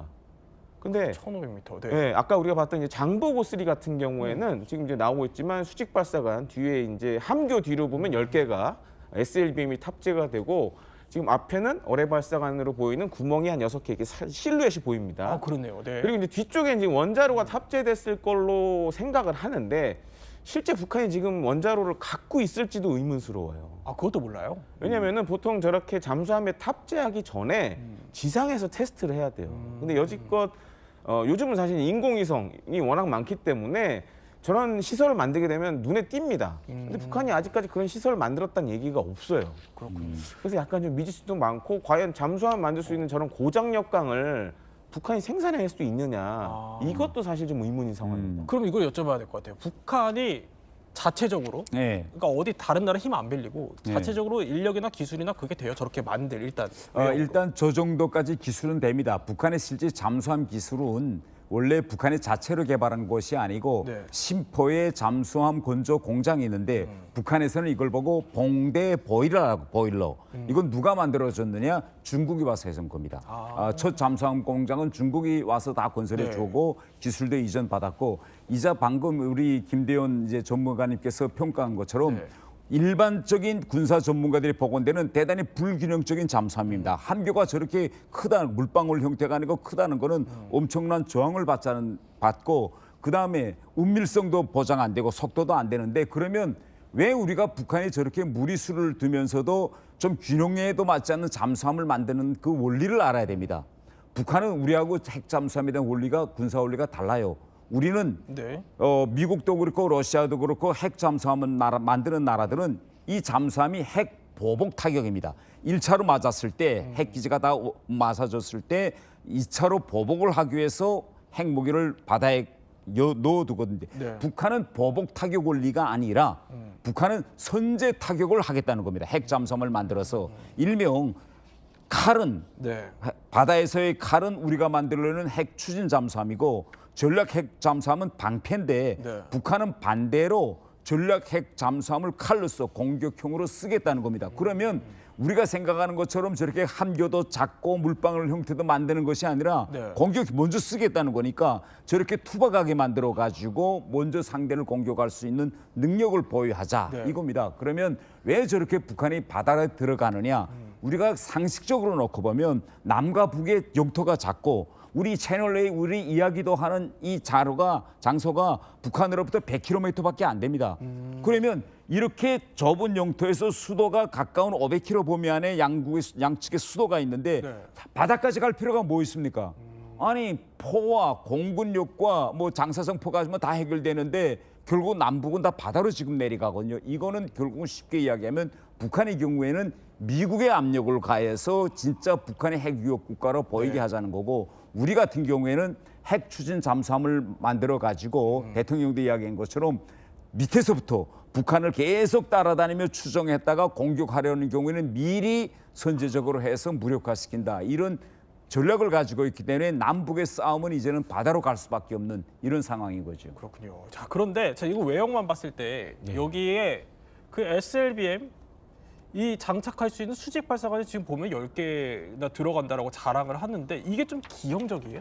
맞습니다. 그러니까 전 세계적으로 처음 이 전략 원자, SLBM을 쏘는 전략 원자를 만든 나라가 이제 미국입니다. 근데 그때도 이제 미국이 급하다 보니까 저거랑 비슷하게 사실 이제 세일 뒤에다가 발사관을 이렇게 쫙 해놨는데 조금 높았어요. 근데 저 정도는 아니었거든요. 그러니까 보면 지금 이 북한은 SLBM을 이제 소형화하는 기술이 없다 보니까, 그러니까 한 20m급 되는 이제 SLBM 탑재를 전제로 해서 잠수함을 만다 보니까 저렇게 기형적인 모습이 된 거예요. 그러니까 지금 높이로만 보면 전 세계에 있는 전략 원잠 가운데 가장 높습니다. 그러니까 이러면 이제 항해하다 잘못하면 뒤집어질 수도 있는 거죠. 그러니까 그 정도로 사실 불안정하게 너무 만들었어요. 그러니까 급하게 만들었다는 게 눈에 보일 정도니까. 그래서 과연 저거를 제대로 쓸 수 있을까라는 좀 의문이 많이 드는 상황입니다. 저 외형만 봐서 이제 뭐 군사 전문가 또 그리고 태영 의원님도 곳곳에서 좀 미흡한 게 보인다 네. 결론으로 가게 되는데 그럼 우리 핵잠은요? 우리는 혹시 일단 안 만들었지만 설계도 뭐 이런 거 있어요? 개념 설계는 사실상 거의 어느 정도 됐다라고 보시면 됩니다. 그래요. 그래서 올해 이제 마덱스 때 해양 방산 전시회 이제 부산에서 있었는데 그때 이제 모 업체에서 지금 영상에 나오는 장보고 3 같은 경우에 한 가지 문제가 있어요. 이게 재래식 잠수함이다 보니까 이 배 모양 자체가 고속을 낼 수 있는 선형이 아니에요. 그래서 우리나라는 지금 이제 핵잠수함을 만들게 되면 배 모양을 완전히 바꿀 겁니다. 빠르게 달릴 수 있는 선형으로 바꾸려고 지금 준비들 하고 있고 네. 다른 제반 기술도 사실상 우리는 다 가지고 있어요. 연료만 필요한 상황이에요. 아 그렇군요. 예, 그렇기 때문에 그런 걸 봤을 때는 북한이 아직은 이 원잠을 만들 수 있는 기술이 좀 부족한 거 아니냐 이렇게 좀 보여집니다. 자 이제 우리가 외형을 짚어봤지만 진짜 핵심 중에 핵심은 또 내부겠죠. 네. 자 내부 중에서 핵잠수함 완성 체크리스트 두 번째 한번 보도록 하죠. 두 번째 체크 포인트는 바로 이겁니다. 소형 원자로. 사실 이게 진짜 핵심이에요, 김 대표님. 맞습니다. 그러니까 지금 사실 가장 의문스러운 게 북한 같은 경우에 사실 발전용 원자로도 지금 없는 상황이거든요. 발전용도 없어요. 발전용도 없습니다. 전기를 만들어내는 원자로를 만든 적이 없어요. 근데 이제 이게 굉장히 아이러니한데 사실 전 세계에서 지금 발전용 원자로의 시초는 네. 잠수함용 원자로였어요. 그래서 이게 시초가 됐는데 우리나라 같은 경우에 지금 아시다시피 원전 강국이죠. 그 다음에 SMR도 지금 열심히 개발을 하고 있습니다. 네. 그래서 지금 유력시 되는 게 SMR용 원자로를 좀 손을 보면 우리가 만든 원자력 추진 잠수함이 늘 수 있지 않겠냐라는 얘기들도 많이 나오고 있고요. 그렇기 때문에 반면에 우리는 이제 어떻게 보면 아직 없지만 네. 기술은 다 있어요. 근데 북한은 아무것도 안 해봤는데 할 수 있다라는 부분은 조금 의아스러운 포인트라고 좀 말씀드립니다. 일단 소형 원자로가 뭔지 간략하게 핵심만 설명하면 어떨까요? 일종의 그렇습니다. 지금 대형 원전들 잘 보시면 크기가 어마어마하죠. 네. 근데 소형 원자로는 그 크기를 한 10분의 1로 확 줄여버린 겁니다. 이유가 뭐냐면 지금 우리나라에 쓰는 대형 원전들은 전기 발전량이 어마어마해요. 130메가와트 이상 됩니다. 네. 근데 원자력 추진 잠수함은 그렇게까지 필요가 없어요. 50메가와트 그러니까 전기 출력으로 계산했을 때 50메가와트 60메가와트 정도면 돼서 크기를 그래서 줄일 수가 있는 겁니다. 그런데 이 소형 원자로가 어쨌든 핵잠수함을 건조하는 데 있어서 진짜 어려운 과제 중에 하나라고 하는데 네. 아까 발전 원자로도 없다고 그랬거든요. 그래요. 북한은 지금 실제 핵 연료는 뭐 우라늄 농축을 통해서 플루토늄을 무기화해서 가지고 있지만 네. 그것을 쓸 수 있는 원자로는 만들지 못했습니다. 지하 전기를 생산하는 평화적인 핵 에너지 이용에서는 북한은 대단히 이제 낙후한 상태가 있죠. 네. 그런데 이제 방금 말씀하신 것처럼 핵 추진 원자로에서 가장 핵심은 소형, 작은 소형 원자로인데 이걸 북한이 못 만들고 있습니다. 그래서 저는 저거는 결국은 러시아에서 가지고 오려는 게 아닐까 이렇게 지금 생각하고 있습니다. 러시아에서. 근데 아니나 다를까 이거 러시아에서 떼오려는 정황들이 곳곳에서 포착이 돼요? 네, 맞습니다. 오늘 오전에 스페인으로부터 들려온 소식이 있었는데요. 작년 12월에 스페인 앞바다에 네. 러시아 당국 소속에 있는 그 군사 기업의 배가 저거요? 네, 저 배가 침몰을 했어요. 그러면 스페인 당국에서 당연히 조사를 하겠죠. 네. 어떤 물건을 싣고 있었는지. 그래서 그 조사 결과를 오늘 발표를 했는데 네. 저 러시아 화물선 우르사 마유르 저 호에 뭐가 있었냐면 러시아 그 핵잠에 들어가는 이 소형 원자로의 덮개가 저기에 실려 있었다는 거예요. 아, 저 배에? 저 배에. 근데 저 배가 네. 러시아 상트페부르크에서 블라디보스토크로 가던 길이었거든요. 근데 그 경로에 그 북한의 나선에 들릴 것 같은 그게 포착이 된 거예요. 네. 그렇다면 저 원자로 저 덮개가 과연 러시아가 쓰는 게 맞느냐? 네. 북한 들러서 북한에다가 주고 가려고 했는데 지금 저기에 빠진 거 아니냐? 목적지가 북한으로 조사가 됐다. 네, 그래서 지금 그런 의혹들이 지금 나오고 있습니다. 아니 그러면 저렇게 정황들이 포착이 된 거면은 아까 뭐 발전 원자로 기술은 없어도 이미 소형 원자로 이거를 러시아로부터 이전받았을 가능성이 있는 거 아니에요? 저는 이번에 김정은이가 직접 나서서 네. 저렇게 전략핵 잠수함 선체를 공개한 거는 이미 러시아 측으로부터 소형 원자로를 주겠다는 확고한 담보를 받고 물론 이미 다 가져다 놨는지는 모르겠지만 네. 확고한 담보가 생겼기 때문에 이제는 저렇게 선체를 공개했다고 보여집니다. 그렇군요. 자, 그런데 이미 저렇게 공개를 했은 이유가 소형 원자로를 이미 넘겨받았을 가능성이 더 높아지는 대목이 하나 있어요. 보면은 푸틴이 축전을 보냈는데 이걸 공개한 시점이 바로 북한이 핵잠수함 실무를 공개하는 그 무렵쯤입니다. 한번 영상 볼까요? 자, 이렇게 경의하는 김정은 동지께 러시아 연방과 조선민주주의 인민공화국 사이에 불패의 친선과 전투적 우위를 뚜렷이 확증했다. 그러니까 푸틴이 이런 걸 보냈다라는 거를 공개한 겁니다. 그러니까 핵잠수함 만드는데 푸틴이 어느 정도 도와주고 있다 이런 뜻 같아요. 당연히 그렇게 보여집니다. 왜냐하면 북한과 러시아 사이에 예. 푸틴이 평양 방문을 할 때 전략적 동반자 관계라는 협정문을 맺습니다. 거기에 어떤 대목이 있는가 하면 푸틴은 북한이 하려고 하고 있는 또 하고 있는 모든 군사적 성과를 적극 지지하고 네. 앞으로 러시아와 북한은 군사 분야에서 가능한 모든 것을 다 협력한다는 게 되어 있습니다. 그러면 지금 푸틴한테 제일 필요한 거는 사람들이 북한 군인들이 러시아에 와서 우크라이나 반대에서 싸워주고 있고 네. 러시아의 부족한 포탄이라든가 미사일들을 북한에서 많이 가져가는 거겠죠. 이걸 북한에 해주고 있습니다. 그러면 북한에 가장 필요한 건 뭘까요?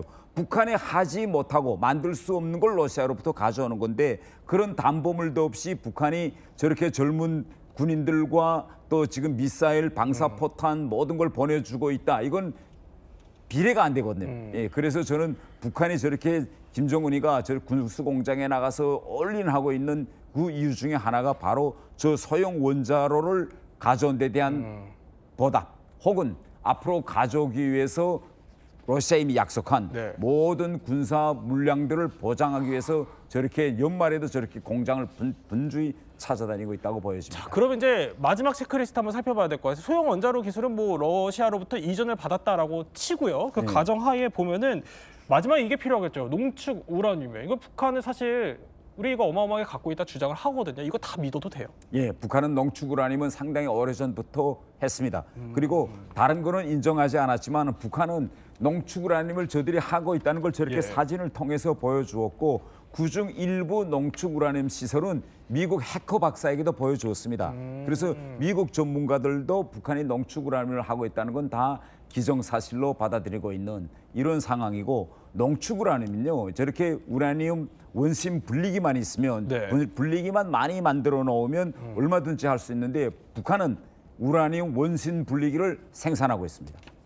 자, 그러면 이제 지금부터는요 남북한이 한번 각각 핵잠수함을 만들었다고 가정을 해볼게요. 가정을 하면 이거를 이제 어디에 배치해서 어디에 운용할지도 하나 핵심일 것 같은데 이미 우리는 핵잠수함을 우리도 오랫동안 준비를 해온 만큼 운용 능력도 어느 정도 갖춰져 있다고 해요. 한번 비교를 해보죠. 첫 번째는 이겁니다.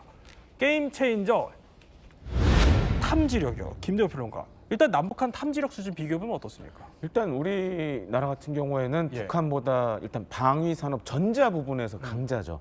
그래서 지금 이제 사실 전 세계적으로 잠수함에 들어가는 소나라든가 전투 체계를 만든 나라가 많지가 않습니다. 네. 거기에 우리는 이제 다 포함이 되고요. 지금 영상으로 나오고 있지만 보시면 이렇게 지금 뒤에 뭔가 선을 끌고 가죠. 저것도 소나입니다. 그래서 저런 여러 가지 첨단 소나들을 우리 지금 장보고 3는 다 네. 장착을 하고 있습니다. 그래서 만약에 북한이 만든 뭐 이후에 나올지 안 나올지 모르겠지만 북한의 전략원들이 나온다 그러면 바닷속에서 만약에 조기에 우리는 탐지가 가능하고 또 한 가지는 우리 잠수함은 또 정숙성도 굉장히 높습니다. 그래서 최근에 암무함이 이제 한미연합 대잠 훈련을 했는데 미국 쪽에서 잡느라 힘들었다 이런 얘기가 나왔을 정도예요. 그러니까 그만큼 소음도 적고 네. 반면에 이제 북한이 갖고 있는 잠수함들은 지금도 바다의 경운기라는 별칭이 있을 정도로 바닷속에서 아주 소음을 많이 내요. 막 덜덜덜덜 하지 않나요? 그렇습니다. 소리가. 예. 그래서 그런 것들을 따져봤을 때는 우리가 뭐 먼저 탐지하고 추격 경멸할 가능성이 가장 높다라고 말씀을 드리고 싶습니다. 자, 그러면 선제 타격 능력도 한번 살펴봐야 될 것 같아요. 선제 네. 타격 능력은 어떻습니까? 일단 이제 지금 이제 화면으로 나오고 있지만 예. 만약에 우리가 이제 지금도 마찬가지입니다. 그 지금도 한미 양국의 이런 잠수함들이 사실 북한 해군의 저런 잠수함 기지 앞에 가서 다 기다리고 있어요. 나오기만 해봐라. 이렇게 다 기다리고 있는데 지금 영상에 나오는 거 이번에 이제 김정일 가면서 이제 본 건데 네. 뭐 저런 투발 해저 기뢰라든지 신형 중어뢰도 이번 전략 원자에 맞춰 새로 만드는 것 같아요. 근데 우리나라는 이미 다 갖고 있습니다. 아, 우리는 갖고 있군요. 예, 특히 우리나라가 강점 갖고 있는 게 뭐냐면 자항 기뢰라는 게 있어요. 지금 나오는 건 이제 중어뢰고 네. 잠수함이 잠수함을 격침시키는 핵심적인 무기인데 저거랑 비슷한데 자항 기뢰는 뭐냐면 항구 안까지 들어가서 기뢰가 바다에 가라앉은 다음에 뭔가 위에 물체가 지나가면 빵 하고 터지는 거예요. 그러니까 어떻게 보면 만약에 북한이 공격 의도가 있다. 네. 그럼 우리가 자항 기뢰를 먼저 북한 해군의 항구 안으로 들여보내면 되죠. 이런 것들도 완비가 된 상황입니다. 자, 그러면 이 북한이 이렇게 핵잠수함을 만들었다. 그러면 이걸 어디서 취역시켜서 어디서 운영하냐? 자, 추정되는 기지가 있습니다. 지금 제가 한번 보여드릴게요. 자, 보면요. 여기가 심포조선소라는 곳입니다. 저 왼쪽에 있는 게 이제 건조시설로 추정이 되는 곳이고요. 자, 얼마 전에 북한이 자랑스럽게 공개한 김군옥 영웅함이라는 그 잠수함이 추정되는 게 저기서 이제 또 포착이 됩니다. 근데 여기 이 심포조선소에서 이번에 핵잠수함 기지를 또 만들 거다라는 얘기가 나와요. 왜냐하면 자, 마양도라는 저 섬이 있는데 저걸 사실상 방패막이로 쓸 수 있다. 이런 얘기거든요. 그러니까 여기가 핵잠수함, 북한 핵잠수함이 이제 취역할 것으로 예상이 되는 곳인데 그러면 여기서 이제 만약에 북한이 먼저 핵잠수함을 만들었다 가정을 해보죠. 그러면 어떤 일이 벌어질 수 있어요? 그러니까 지금 이제 뭐 성능이 확실히 되지는 않지만 네. 이런 의도를 갖고 있다라고 저는 봅니다. 그러니까 이제 보통 이런 전력 원자는 먼 바다로 나가야 되는데 예. 성능이 안 되면 그냥 저 앞에서 쏘는 거예요. 그렇게 되면 이제 가장 큰 문제가 뭐 지금 사진으로 나오고 있지만 앞에 이제 섬이 있기 때문에 네. 만약에 우리 잠수함들이 안까지 들어가려면 굉장히 위험하겠죠. 그래서 이제 제가 앞서 자항기뢰도 말씀을 드렸고, 그래서 북한 같은 경우에 지금 약간 이제 다른 나라들과 다른 방식을 좀 사용하려는 것 같다 이렇게 보여지고, 만약에 근데 북한이 저런 의도를 갖고 있다. 예. 그럼 이제 만약에 이렇게 잠수함이 나왔다 그러면 한미 양국의 수상 전투하면 잠수함들이 뒤쫓아가겠죠. 그리고 SLBM을 쏘려고 했을 때 선제 타격할 수도 있겠죠. 이런 것들을 우리 군도 다양한 시나리오를 가지고 검토하고 있는 것으로 전해지고 있습니다. 네. 과연 이제 뭐 남북한이 다 핵잠을 만들기 시작했는데 어느 수준까지 도달할지는 더 지켜봐야겠다라는 생각이 들긴 합니다. 자, 세 분과 함께 북한의 핵잠 공개 의도 한번 짚어봤습니다. 저희는 60초 후에 뵙겠습니다. 자, 다음 이야기입니다. 다음 주 우리나라에서 초대형 외교 행사 에이펙이 열리죠. 그런데 이걸 노린 듯 북한이 어제 미사일을 쐈습니다. 그리고 오늘 보란 듯이 경로를 공개했는데요. 그 경로가 조금 이상합니다. 자, 일단 지도 한번 보시죠. 여기 화살표가 2개 있습니다. 하나는 우리 정부의 발표이고요. 저 파란색이. 빨간색은 북한이 오늘 우리 저렇게 쐈다라면서 공개한 경로인데 이게 얼핏 보면은 이게 좀 차이가 납니다. 호재 변호사. 발사 지점이랑 사거리의 차이가 나는 상황입니다. 일단 북한 측의 발표에 따르면 새로운 무기체계 극초음속 비행체 2발 시험 발사했다라고 하면서 자세한 재원을 공개하지는 않았지만 발사 지점이 평양 역포구역이었고 함경북도 어랑군 목표 지점에 떨어졌기 때문에 한 400km 정도 날아갔다 이렇게 발표를 했습니다. 그렇지만 우리 군이 지금 파악한 내용대로라면 평양 인근인 황해북도 중화 일대에서 발사가 됐고요. 한 350km 비행했다고 하니까 발사 지점은 한 5km 정도 차이가 나고 사거리는 50km 정도 차이가 나는 상황인데 이게 왜 중요하냐면 사실 초음속 미사일이라고 하는 것이 그 낮은 고도로 왔다 갔다 하면서 변칙 기동을 해서 기존의 어떤 요격 체계를 피할 수 있는 최신 무기 체계라는 거잖아요. 그러니까 이게 발사에 완전하게 성공을 했다라고 평가를 하려면 각종 재원, 뭐 소재 이런 것뿐만 아니라 사거리라든가 고도라든가 이런 것도 굉장히 중요한 평가 요소가 될 수 있거든요. 지금 북한 측에서 말씀드린 대로 구체적인 재원을 공개한 상황은 아니기 때문에 일단 추정하기로는 기존의 이 화성 11형 북한판 이스칸데르라고 불리는 단거리 탄도미사일을 개량해서 극초음속 이 비행체를 만든 화성 11마일 가능성도 제기가 되고 있는 상황입니다. 그래요? 지도 한번 다시 볼까요? 자, 그러니까 자, 이렇게 우리는 중화에서 쐈다라고 하는데 아니다, 북한은 역포에서 쐈다라고 주장을 하고 있는 거고, 그러다 보니까 이게 사거리도 한 50km나 넘게 차이가 나는 건데 이렇게 우리 군 당국의 분석과 북한의 주장이 서로 엇갈리는 겁니다. 그럼 왜 이렇게 차이가 나는 걸까요? 누구 말이 맞는 걸까요? 비행거리가 북한이 발표한 한 400km 이상 되는 것 같고요. 발사 지점도 좀 차이가 있는 것 같습니다. 왜 이런 오차가 생겼죠? 저희의 자료는 데이터를 기본으로 한 것이고 그들은 글로 표현하는 부분이기 때문에 차이가 있다고 생각합니다. 그럼 우리 탐지수단에 이 국초음속 80체의 특징인 80 변칙 비행이 탐지된 게 있습니까? 그러한 부분은 저희가 일부 사거리 때문에 제한되는 부분도 일부 있을 겁니다. 아니 그러니까 북한 발표대로라면 400km 이상을 저게 날아갔는데 우리 레이더에는 그렇게 탐지가 안 됐다는 건데 북한이 과장 발표라도 한 겁니까? 왕왕 북한이 지금 과장 발표를 합니다. 왜냐하면 자신들의 이제 무력 체계를 조금 더 홍보하기 위해서 선전하기 위해서 그런 것들이 있긴 한데, 근데 우리가 여기서 주목해야 되는 건요. 북한이 과거 이렇게 이제 미사일 실험을 하거나 이제 개발되는 걸 쏠 때는 공해상으로 쏩니다. 그래야만 안전합니다. 그래요? 그런데 이거는 내륙으로 정확하게 청진공항 옆을 타겟을 했다는 얘기는 이게 이미 어느 정도 완성형 무력, 그러니까 다시 한번 말씀드리면 실험이 굳이 필요할 정도가 아닌 정도로 거의 완성된 무기 체계로 봐야 한다는 거죠. 거기를 우리가 주목해야 한다는 겁니다. 물론 이제 50km도 중요하죠. 400km냐 350km냐도 중요하지만 실질적으로 그렇다면은 이게 인명피해가 발생할 수도 있는 내륙을 정확하게 정밀 타격했다는 얘기는 이제 이 이스칸데르급 무기 체계는 본인들의 완성형으로 거의 확실하게 보고 있다는 그런 이제 측면으로 해석이 돼야 할 겁니다. 그러니까 탄착 지점을 정확하게 공개를 하고 여기를 우리가 맞췄다라고 할 만큼 어쨌든 북한은 자신감을 보인다고 있다 이렇게 설명을 하는 건데 전문가는 이 상황을 지금 이렇게 보고 있습니다. 북한의 경우 사실 이제 북한이 탄도미사일 실험에 사용하는 계측 장비들이 많지 않다 보니까 다소 좀 과장된 결과를 발표하기도 합니다. 반면에 우리 군과 미군 같은 경우에는 다양한 정보 자산을 활용해서 결과물을 종합적으로 도출해내기 때문에 오히려 한미 양국의 정보가 더 확실한 것이 아닌가. 그러니까 북한군이 쏴놓고도 탐지 장비가 좀 노후해서 우리 군과 차이가 날 수 있다 이런 설명이에요. 근데 어쨌든 북한은 이게 우리 새로운 극초음속 비행체 이거 어마어마한 거 쐈다 이렇게 주장을 하고 있으니까 아니 이 정도 중요한 자리면 김정은도 왔겠네요. 안 왔어요. 안 왔기 때문에 바로 군 당국에서 김정은이 참관하지 않았기 때문에 바로 뭐 초음속 그 미사일 발사 성공했다고 하지만 결국은 기만이 아니겠냐 이렇게 분석을 내놓는 겁니다. 보면은요, 뭐 기존 미사일의 탄두만 바꾸었을 가능성도 제기되고요. 만약에 화성 11마가 맞다면은 탄두가 분리 안 돼서 실패한 실험일 가능성도 있다. 이런 분석도 나오더라고요. 과거 1월에도요 보면은 북한에서 극초음속 미사일 발사 성공했다 이런 보도가 나오긴 했지만 우리 합참에서는 비행거리나 고도 모두 기만이다 정말 틀렸다라고 분석을 하기도 했기 때문에 이 부분은 좀 어느 정도는 걸러서 들어야 되지 않을까라는 분석입니다. 그렇군요. 그러니까 이 발사했다는 미사일조차도 극초음속 미사일이 맞는지도 불분명하다는 게 지금 우리 군의 시각인 겁니다.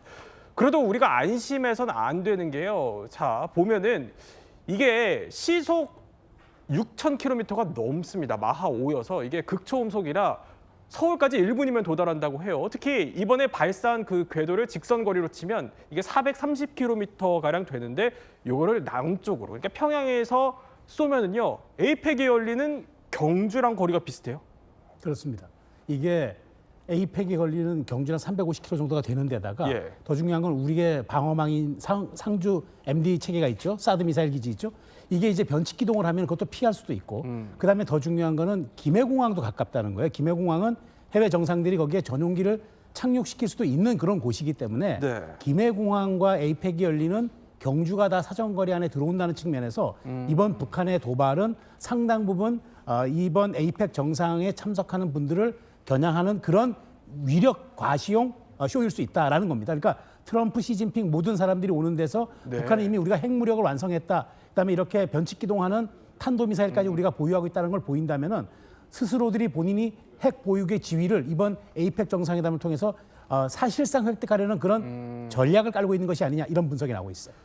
그렇게 당장 일주일 뒤면 트럼프가 경주에 오는데 미국도 그래서 그런지 잔뜩 지금 불편한 심기를 내비치고 있습니다. 자, 보면은 주한미군이 불법적이고 불안정을 초래하는 북한의 행위를 강력하게 비판한다라고 성명을 냈는데요.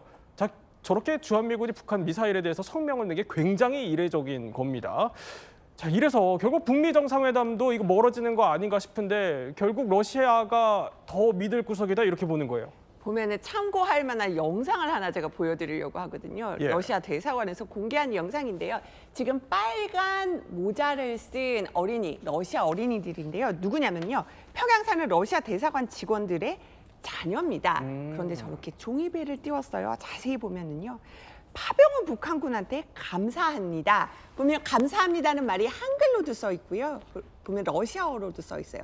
자, 우리는 승리할 겁니다. 영원한 친선 이런 문구 등을 띄워가지고 네. 정말 그 북한과 러시아는 가깝다라는 것을 이제 그 평양에 사는 러시아 어린이들까지 이렇게 강조하면서 종이배까지 띄운 거예요. 어린이까지 동원하면서 그야말로 그러니까 지금 상황 정리하며 허점에서 북한이 미국은 자극하면서 러시아와는 저렇게 어린이까지 동원해서 초밀착하고 있는 겁니다. 근데 심지어 요즘 김정은이 극진하게 손님 맞을 준비에 바쁘다고요? 북한 전문 매체에서 보도한 내용에 따르면 네. 금수산 영빈관 인근에요. 노동자들 위한 임시 캠프가 만들어져서 이 개보수 공사를 하는 것이 확인이 됐다고 합니다. 그런데 금수산 영빈관은 지어진 지 6년밖에 되지 않은 최신식 건물이에요. 지난해 푸틴 방북 당시의 모습인데요. 그때도 이 금수산 영빈관을 숙소로 썼었고 2019년에 북한을 찾은 시진핑도 숙소로 썼었습니다. 원래 그전에는 백화원 영빈관에 이 귀빈들이나 이 국빈들이 묵었었는데 우리 문재인 대통령도 그때 당시 백화원 영빈관에 묵었었거든요.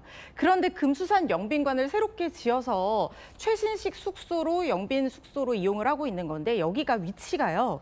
김일성, 김정일 시신이 안치된 주석궁과 가까운 평양 동부 지역에 위치를 하고 있어서 외국 주요 사절단 방문할 때 숙소나 회담 장소로 많이 이용이 되는 곳입니다. 그런데 지금 지어진 지 얼마 안 된 이 신식 건물을 다시 보수 공사를 한다는 거는 혹시 추가적으로 국빈들이 방문할 것에 대비해서 더 멋있게 이 숙소를 개량하려는 것이 아니냐, 정상 외교를 재개하려는 어떤 준비 작업이 아니냐 이런 분석들이 나오고 있는 겁니다. 그러니까 정상 외교를 재개한다. 그러니까 이제부터는 세계 정상을 한번 평양으로 불러보겠다는 김정은의 의지로 해석이 됩니다. 자, 왜냐하면요, 지을 당시에도 이런 목적이 있었거든요. 두 나라 최고 용도자 동지들께서 타신 차는 금수산 태양공전 광장을 떠나 숙소인 금수산 영빈관에 도착했습니다. 경야는 최고 용도자 동지께서는 리설준 여사와 함께 습근평 동지와 백년 여사를 숙소로 직접 안내하시고 담소를 나누시었습니다. 금수산 영빈관은 백화원 초대소와 달리 특별히 새로 지은 건물로서 아마 시진핑 주석의 방북을 대비해서 마련한 숙소 같습니다. 자, 뭐 푸틴 방북을 대비하라는 건지 뭐 아니면 정말 혹시 만에 하나 트럼프의 방북까지 염두한 건지는 알 수 없습니다만 뭐 김정은이 요새 외교에 자신감이 붙은 건 맞는 것 같습니다.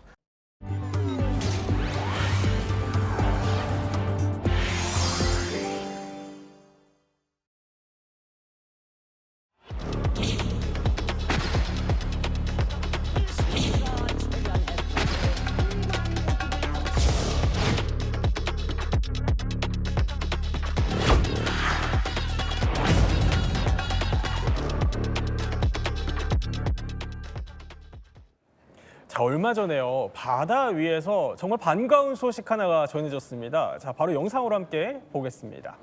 자, 이건데요. 이게 다산 정약용함의 진수식이 열렸던 겁니다. 자, 우리 자랑스러운 다산 정약용함 영상 보여드리고 있는데 자, 보고만 있어도 굉장히 마음이 든든한데 자, 문근식 교수님, 저게 지금 진수식 열리고 있는 거예요.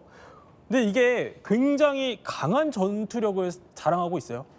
현존하는 전투함 중에서 한미일이 가장 최고급 전투함을 가지고 있는데 그게 이지스 구축함이에요. 근데 이지스 구축함 원조는 미국인데 미국이 제일 먼저, 그다음에 일본, 우리가 세 번째 가졌는데 지금은 성능 면에서는 우리가 제일 앞서지 않느냐 이렇게 자평할 수 있는 게 다산 정약용함입니다. 우리가 사지 세종대왕함 인수했을 때 이거 정말 우리가 미국하고 대등하구나 했는데 지금은 우리가 그보다 또 한 단계 업그레이드 했으니까 전투함의 능력은 이 함정끼리 잘 싸우느냐, 두 번째는 항공기하고 미사일을 잘 방어할 수 있느냐, 그다음에 물속에 있는 잠수함을 찾아낼 수 있느냐 이건데 이 이지스 구축함은 주로 항공기하고 미사일을 잘 방어하는 무기체. 그래서 이지 꿈무 방패라고, 신의 방패라고 그래요. 네. 근데 이 배는 특히 북한이 ICBM을 쏴대고 그럴 때 그거를 잡아낼 수 있는 유일한 무기를 실을 수 있어요. 세종대왕하면서는 못했는데 이 배는 전투 체계를 업그레이드 시켜가지고 그걸 잡아낼 수 있다. 이런 차원에서는 우리의 전투력이 엄청나게 강화됐구나 이렇게 얘기할 수 있죠. 그러니까 한국형 삼중 체계의 핵심 전력이다. 신의 방패다. 지상에서 그동안 함축 체계를 얘기했는데 바다에는 그런 역량이 가진 배가 별로 없었어요. 근데 이제 이지스 구축함 중에서도 이지스 구축함을 6척 가질 건데 그중에 이제 5번째거든요. 이게 네 번째부터는 그런 능력을 가질 수 있다. 이게 이제 상징적이죠. 이 설명만 딱 들어도 굉장히 자랑스러워요. 그러면 이거 우리 해군에 언제쯤 배치돼요? 지금 진수를 했으니 진수라는 거는 모든 장비를 탑재하고 물에 처음으로 띄우는 행사예요. 그다음에 이름을 지어주고 그래서 다산 정약 이름이 붙었는데 이때부터는 이제 쉬운 전화예요. 해군에서 ROC (Requirement Capability) 해가지고 작전 요구 성능을 요구하면은 그것이 다 만족하는가 체크를 해요. 항해하고 포도 쏘고 미사일도 쏘고 이런 걸 하면 1년 반 정도 걸려요. 그럼 내년 말이나 이 정도 때는 해군에 인도하고 인도를 하면 해군에서 이제 취역기를 달고 그때부터는 해군에 소속이 되는 거예요.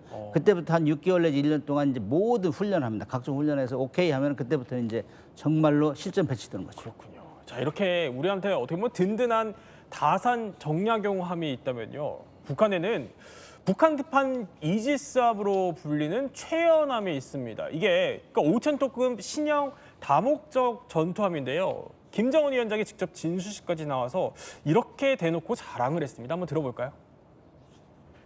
함선 현대화에 닻이 올려짐으로써 우리의 해군은 자주적 국가 방위력의 일익을 담당한 강력한 군종으로 당당히 자리 잡고. 아니 뭐 굉장히 자랑스럽게 얘기합니다. 근데 김 대표는 이거 북한에서 저 정도 급으로 대형 군함을 만든 게 이번이 처음이라면서요? 그렇습니다. 이제 북한 해군 같은 경우에는 잘 보시면 전력 대부분들이 뭐 고속정, 고속함 뭐 이런 게 많고 그다음에 이제 자체적으로 5,000톤 미만의 뭐 호위함이라든가 초기함 이런 것들을 많이 만들었었어요. 근데 이 북한공군 역사 80년 이래 처음으로 5,000톤급 구축함을 이번에 만든 겁니다. 그리고 특히 이제 최연함 같은 경우에는 지금 이제 각종 뭐 앞서도 이제 문근식 교수님 얘기해 주셨지만 여기도 이제 건조는 했지만 이제 각종 테스트가 남아 있습니다. 그런 걸 거친 걸 좀 감안해 보면 향후 한 내년 정도에 북한 해군 동해함대 인도가 될 것으로 보여지고요. 그리고 이제 진수한 다음에 며칠 지나서 이제 미사일 발사도 하고 사실은 그렇게 안 하는데. 약간 좀 과시하려는 것 같아요. 너무 빠른 거 아니에요? 그렇죠. 그리고 이제 요번에 최연함 같은 경우 저 쏠 때도 보면 중요한 게 연돌이라고 있습니다. 배에 보면 이 엔진이 돌아가고 지금 매연이 나오는 공간이 있는데 이게 뭐 확실하지 불확실한지 좀 그렇지만 그때 이제 드론이 촬영을 보면 연돌 안쪽이 비어 있었어요. 그래서 엔진이 없는 거 아니냐 이런 얘기도 있었는데 하여간 이제 미사일 발사 능력은 보여줬고 그리고 이제 김정은 계속 강조하고 있습니다. 그래서 향후에도 이런 배를 계속 찍어내서 향후에 이제 원양 함대를 창설을 하겠다. 원양 작전 함대. 예. 그래서 우리 해군도 기동 함대 사령부가 있는데 약간 김정은이 그런 꿈을 꾸는 것 같아요. 아니 뭐 꿈은 뭐 거창한 것 같습니다. 맞습니다. 근데 좀 과속을 한 것 같아요. 이게 의욕이 좀 너무 앞섰던 것 같은데 왜냐하면 이게 겨우 한 달여 만에 5,000톤급 신형 함정을 바다 위에 또 띄웠어요. 근데 여기서 대참사가 났었잖아요. 그렇죠. 그러니까 저는 뭐 북한 해군은 연안 해군이라고 얘기를 하거든요. 근데 이제 김정은이 우리 대한민국 해군을 보고 우리도 저렇게 좀 따라가고 싶다. 사실 1, 2차 연평해전에서 대패를 했기 때문에 이 해군력의 강화에 대한 강한 꿈을 가지고 있었어요. 그러다 보니까 이제 5,000톤급을 거의 비슷한 시기에 완성을 해서 이제 최연호를 이제 공개를 했고 두 번째 띄운 게 이제 강건호인데 이 강건함이죠. 이 강건함이 이제 이게 진수식 우리 다산 정약용함 진수식도 봤습니다만 드라이독이라고 그래가지고 이 빈 공간에 배를 놓고 물을 거기다 이제 이 담아가지고 물을 띄우는 그런 방식으로 진수식을 하거든요. 보통 다 그렇게 합니다. 근데 이게 지금 이 강건함 같은 경우는 이게 측면 진수 방식이라고 하는 방식으로 다시 말하면 옆으로 이렇게 굴려서 이제 물로 이렇게 근데 이게 한미가 먼저 먼저 저렇게요. 이탈이 된 겁니다.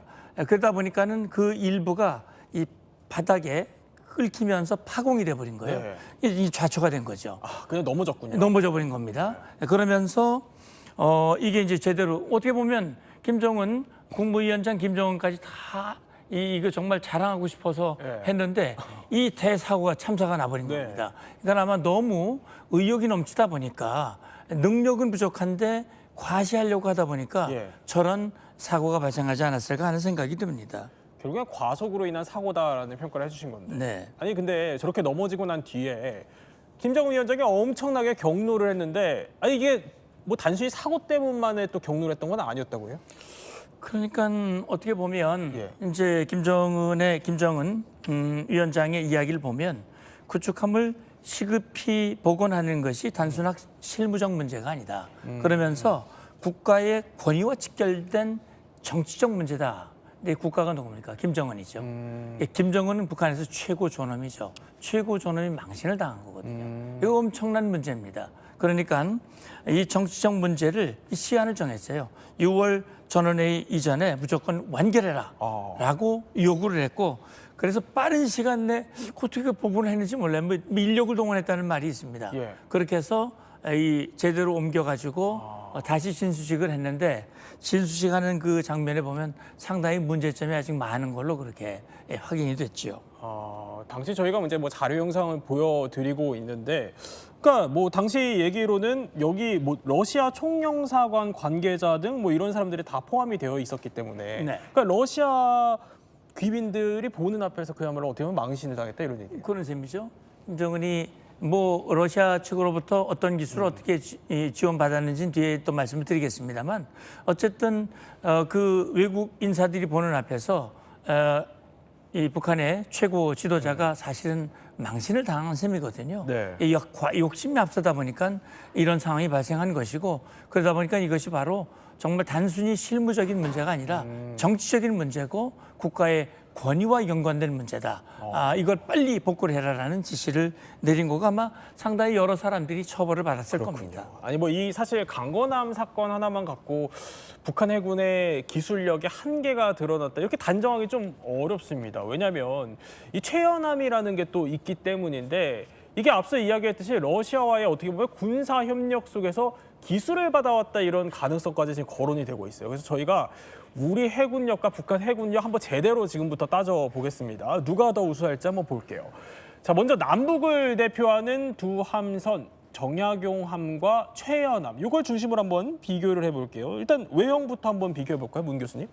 외형부터 차이가 많이 나죠. 크기가 한 3배, 4배 차이 나는데 우리는 8,200톤, 최연함은 5,000톤급인데 이게 이제 아무것도 안 실었을 때예요. 그냥 기름하고 기본적인 것만 설치했을 때고 무기, 측량 모든 걸 실으면 그걸 만재톤수라고 하는데 만재톤수 우리 같은 건 12,000톤 정도 된단 말이죠.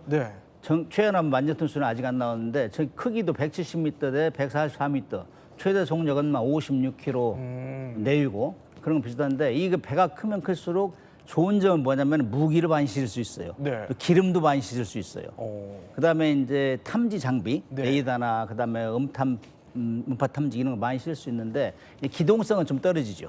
돈이 많이 들고 이런 거 있는데 아무튼 우리는 현존하는 이지스 구축함 중에서 최상위급인데 저기는 최연함 같은 경우는 러시아에서 설계도를 가져다가 그리고 지금 거기에 들어가는 장비가 어떤 거를 구체적으로 밝히질 않아요.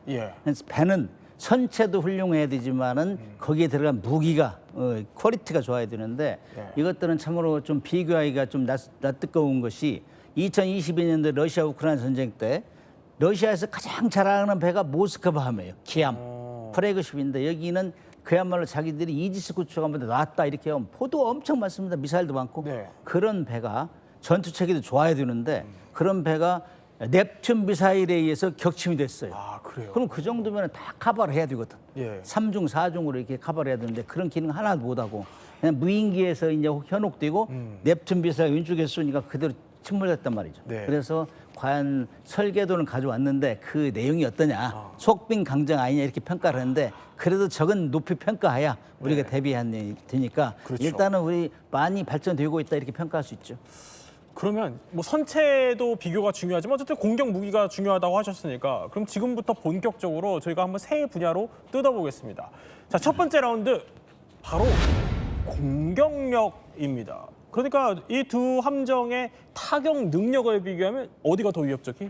그러니까 지금 뭐 다산 정약용함 같은 경우에는 이전에 이제 정조대왕함도 마찬가지지만 앞서 이제 문구식 교수님도 말씀해주셨지만 사실 이지스 구축함을 처음 만든 건 미국입니다. 근데 이어서 이제 일본하고 우리가 만들었는데 이번에 이 정조대왕함하고 다산 정약용함은 처음으로 함대지 탄도미사일이 장착이 됐어요. 그러니까 전 세계 지금 미국 위주의 그 이지스 구축함 가운데 유일합니다. 네, 그 정도로 돼 있고 또 한 가지로는 이전에 우리가 이제 세종대왕함을 한번 만들었었는데 여기에 지금 그림에 나오지만 한국형 유도탄 수직 발사대가 나옵니다. 보통 영어로 이제 KVLS라고 많이 하는데 이전에 세종대왕함보다는 이 발사대 숫자는 조금 줄어들었어요.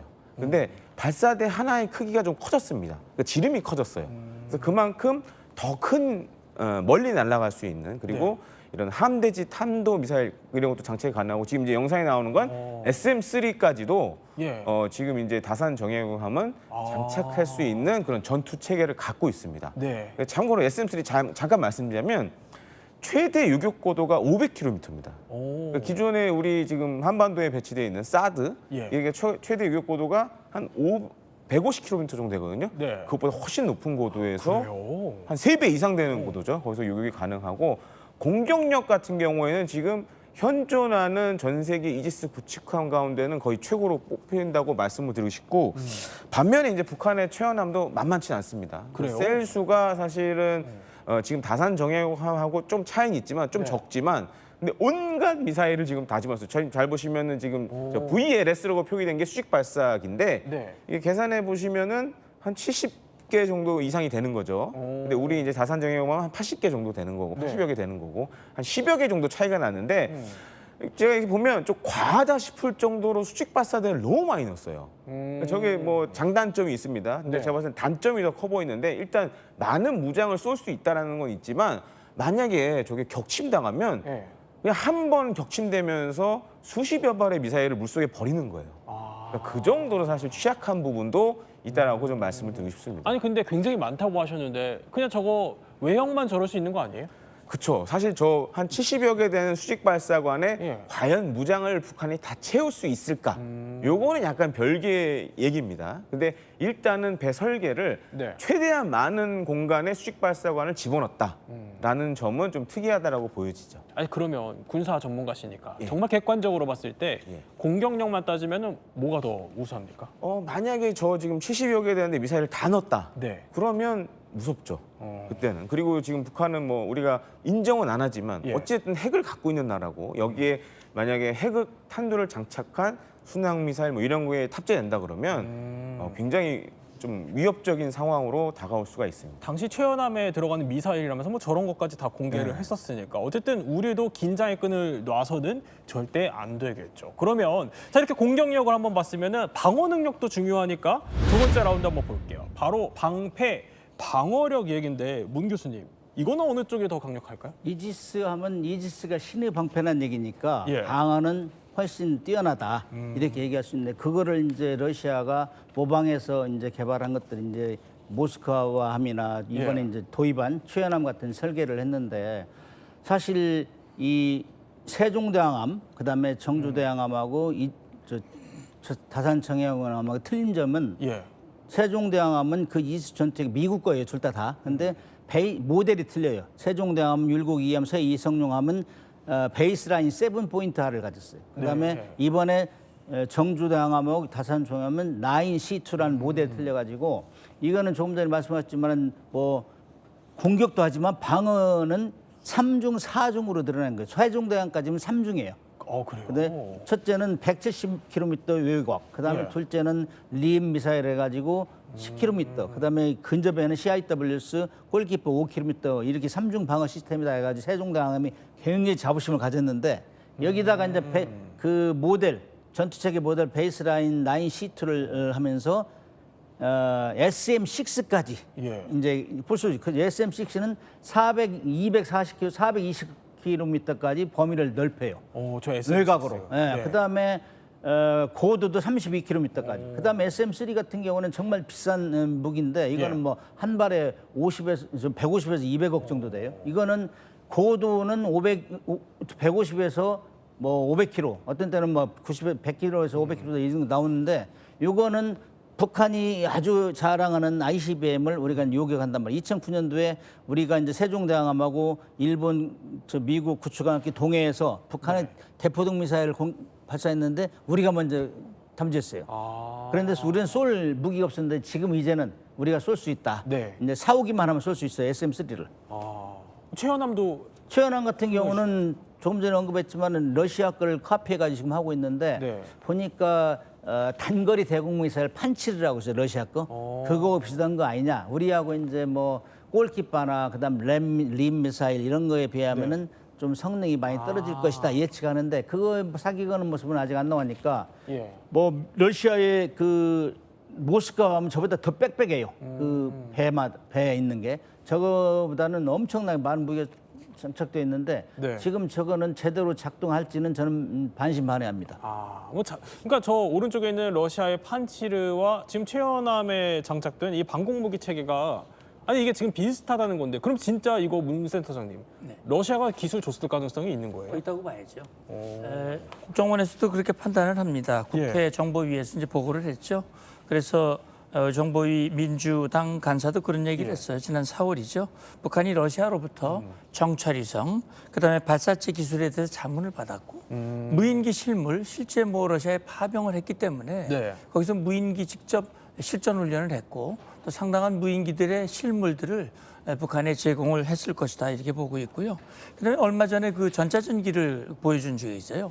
그 전자전 장비 이런 것도 좋을 것이고 방금 보셨듯이 판치르 다시 말하면은 SA-22 지대공 미사일인데 북한이 사실 이 방공체계가 이제 취약하거든요. 그렇기 때문에 이게 최연호가 이 사실 이 함정도 이 자체 방어 능력이 있어야 되는 거 아닙니까? 그렇죠. 이 방어 능력을 북한 내부에서 생산은 어려울 것이고 러시아가 상당 부분 기술 이전했을 것이다. 다만 이제 이런 기술은 이전해 주었지만 결정적으로 예를 들어서 이 ICBM 대기권 재진입 기술이라든지 정찰 위성에 탑재되는 만리경에 들어가는 이 정찰 이건 정말 아주 핵심 신기술인데 이걸 줬을 가능성은 앞으로 좀 지켜봐야 됩니다. 그러니까 뭐 핵심 기술은 푸틴이 아직 안 줬을 가능성이 저는 높습니다. 그러면 세 번째 한번 넘어가 볼게요. 세 번째는 이게 중요하죠. 그러니까 먼저 보고 먼저 잡으려면 탐지 능력이 중요할 텐데 이거는 어떤 차이가 있을까요? 기본적으로 다산 정약용함 같은 경우에는 이지스 레이더와 이지스 전투 체계를 운용을 하고 있습니다. 그래서 이렇게 설명드리면 이제 지금 나오는 건 이제 다산 정약용함의 통합 소너 체계인데요. 이것도 상당 부분 다 우리나라에서 지금 만들고 있습니다. 그래서 기존에 우리 해군이 운용했던 뭐 1세대 이지스 구축함 세종대왕함 같은 경우에는 사실 이제 약점이 하나가 있었어요. 그래요? 이 잠수함 탐지 능력이 상대적으로 좀 떨어진다. 근데 이 다산 정약용함, 그다음 이전에 정조대왕함부터는 여기에는 최첨단 소너들이 대거 적용이 됩니다. 그래서 이전에 세종대왕함보다 탐지 능력이 한 3배 이상 올라갔다라고 지금 얘기를 하고 있고요. 또 한 가지로는 이제 잘 보시면 이 선체에 기존에 이제 해군의 구축함들은 보면 이제 뭐 레이더가 이렇게 뺑뺑뺑뺑뺑 돌아가는 걸 많이 보실 거예요. 근데 이지스 레이더 같은 경우에는 선체에 이렇게 고정이 되어 있습니다. 사면에 이렇게 고정이 되어 있는 방식인데 이 능력이 정말 어마어마합니다. 그러니까 이제 뭐 앞서도 대포동 그 탐지했던 얘기도 해주셨는데 사실 이게 우주 공간으로 날아가면 아주 작아요. 근데 이런 거를 정말 탐지해낼 수 있는 그런 능력을 갖고 있고 그러니까 일례로 서해에 만약에 정조대왕함이나 뭐 이 지금 다산 정약용함이 떠 있다 그러면 베이징에 뭐가 날아다니는지도 다 볼 수가 있어요. 그 정도로 어마어마한 능력을 갖고 있습니다. 최연함도 사실은 이제 그런 비슷한 이제 모양새를 갖고 있는데 과연 이 북한의 이 레이더 기술이 우리나 미국 정도까지는 아니거든요. 그래서 많이 이제 흉내를 내서 저렇게 지금 위상 배열 레이더를 가지고 함교 위에다가 이렇게 설치를 했는데 제가 그냥 봤을 때는 우리 해군의 정조대왕함이나 뭐 이 지금 다산 정약용함에 달려 있는 이지스 레이더 수준은 아닐 것 같다. 그거에 한 많아야 3분의 1 수준. 뭐 이렇게 좀 추정이 되고 있습니다. 결국에 뭐 압축적으로 보면 우리가 훨씬 뛰어나다라는 걸로 귀결이 되는데 자 이렇게 함선을 한번 비교해봤으면 이제 본격적으로 한번 무기 체계도 따져봐야겠죠.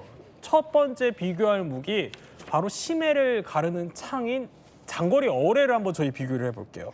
자, 일단 어뢰가 갖는 힘이라고 하면 어느 정도입니까? 이지스 구축함이 대공 방어 능력은 출중하다. 공격하는 미사일 플러스 방어하는 미사일까지 출중한데 그동안 취약점으로 있던 것이 잠수함 잡는 능력이에요. 잠수함 공격하는 능력이. 근데 이제 여기에 이제 조금 전에 말씀하셨지만은 탐지 거리는 일단 확대가 됐어요. 한 3배 정도 확대됐는데 잠수함을 잡는 기술은 수상 함정이 가다가 그냥 전방이 모든 바다를 탐지하는 게 아니에요. 정보를 가지고 해야 돼요. 맨 먼저 이제 P3 같은 초계기가 멀리서 정보를 준다든지 또 어부가 정보를 줘요. 아, 저기 잠수함이 있는 것 같더라. 그럼 거기다가 막 가서 이제 찾아가지고 직접 음파 탐지기로 탐지해서 걸리면은 어뢰를 발사하는데 그걸 청상하라고 하는데 그 어뢰는 미국에서 기술을 전수받아서 우리 개발한 거예요. 근데 그걸 개발해서 그 다음부터는 그러면은 항공기에서 발견한 멀리에 있는 잠수함을 먼저 공격하자. 왜냐하면 가까이면 수상이 불안하거든요. 가까이 있으면. 그래서 그걸 공격하는 걸 홍상어 그래가지고 배에서 수직 발사관을 쏘면 한 30km권에 날아가요. 잠수함이 있을 것 같은 그 자리에. 그럼 거기서부터 물에 들어가면서 탐지해가지고 잠수함을 공격하니까 그러니까 이제 우리 잠수함 대잠 능력이 훨씬 강화됐다 이렇게 얘기할 수 있죠. 홍상어. 네네. 저기 날아가서 한 30km까지 날아가서 그때부터 입수하자마자 자기가 탐지하는 거예요. 사실 이렇게 우리가 홍상어, 청상어 얘기를 했지만 어뢰라는 무기가 가진 어떻게 보면 파괴력이라고 해야 될까? 이걸 우리가 좀 뼈아프게 인식하게 됐던 거는 바로 이 사건이 있었기 때문입니다. 영상 한번 보시죠. 2010년 3월 26일 밤 9시 22분 백령도 서남방 2.5km 해상에서 경계 임무 수행 중이던 천안함이 북한 잠수정의 기습 어뢰 공격으로 폭침했습니다. 결국 46명의 못 다 핀 꽃은 대답 없이 바다 위에 잠들었습니다.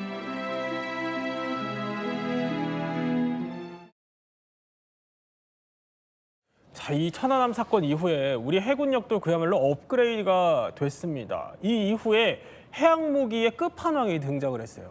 예, 저는 참고로 저 실물을 봤습니다. 그래서 지난 5월에 부산에서 이제 마덱스라고 해양 방산 전시가 있었는데 이때 이례적으로 우리나라 국방과학연구소가 초공동 어뢰 약간 실물 모형을 들고 나왔었어요. 그래서 저는 보면서 이게 벌써 이렇게 많이 진전이 됐다고 해서 깜짝 좀 놀랐는데 이 초공동 어뢰는 한 가지 특징이 있습니다. 이제 저기 지금 이제 영상에 나오지만 앞에 일종의 이제 기포를 만들어서 속력을 빠르게 하는 거예요. 마찰 저항, 그러니까 물속에서 일어나는 마찰 저항을 최소화하면서 나가는 어뢰입니다. 그래서 기본적으로 이 프로펠러가 달린 어뢰들은 속도를 빨리 내게 되면 프로펠러가 캐비테이션이라는 게 생기면서 기포가 생기면서 헛돌기 시작해요. 근데 이 초공동 어뢰는 이런 문제들을 다 해결을 했습니다.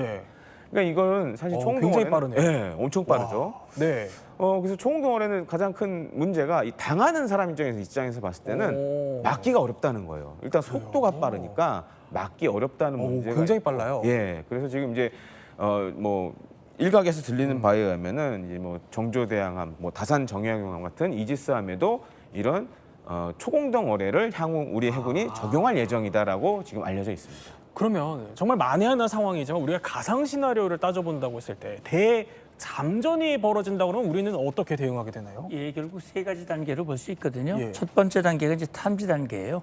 다산 정약용함에 앞서 말씀하셨습니다만 이 여러 가지 그 소나 체계, 통합 소나 체계를 탑재해서 탐지 거리를 뭐 3배 이상 늘렸으니까요. 그래서 일단은 다층 감시망을 통해서 이 탐지하는 것이 매우 중요합니다. 그러니까 탐지가 되면 그 다음에는 추적하고 이 뭡니까? 식별을 해야 되는데 저기 좀 MH-60R C호크 헬기가 있지 않습니까? 저게 바로 긴급 출동을 해서 정밀 감시, 그다음에 추가 소나 탐지 그리고 경어뢰 투사가 가능하도록 이 다각도에서 잠수함의 접근을 저지하고요. 끝으로 이제 어뢰로 공격을 하는 거죠. 공격을 하고 아까 이제 홍상어 설명을 했습니다만 잠수함 위치로 투사를 시켜서 이 목표를 타격함으로써 이 작전을 승리로 종결시키는 것입니다. 이렇게 또 가상 시나리오를 짚어주셨고 그러면 어뢰뿐만이 아니라 또 다른 해상 전투 무기죠. 봐도 바다 위에서 이렇게 지켜보는 날카로운 눈인 해상 초계기 얘기를 한번 해봐야 될 것 같습니다. 일단 이걸 뭔지부터 한번 짚어볼까요? 잠수함은 항공기를 제일 싫어해요. 예.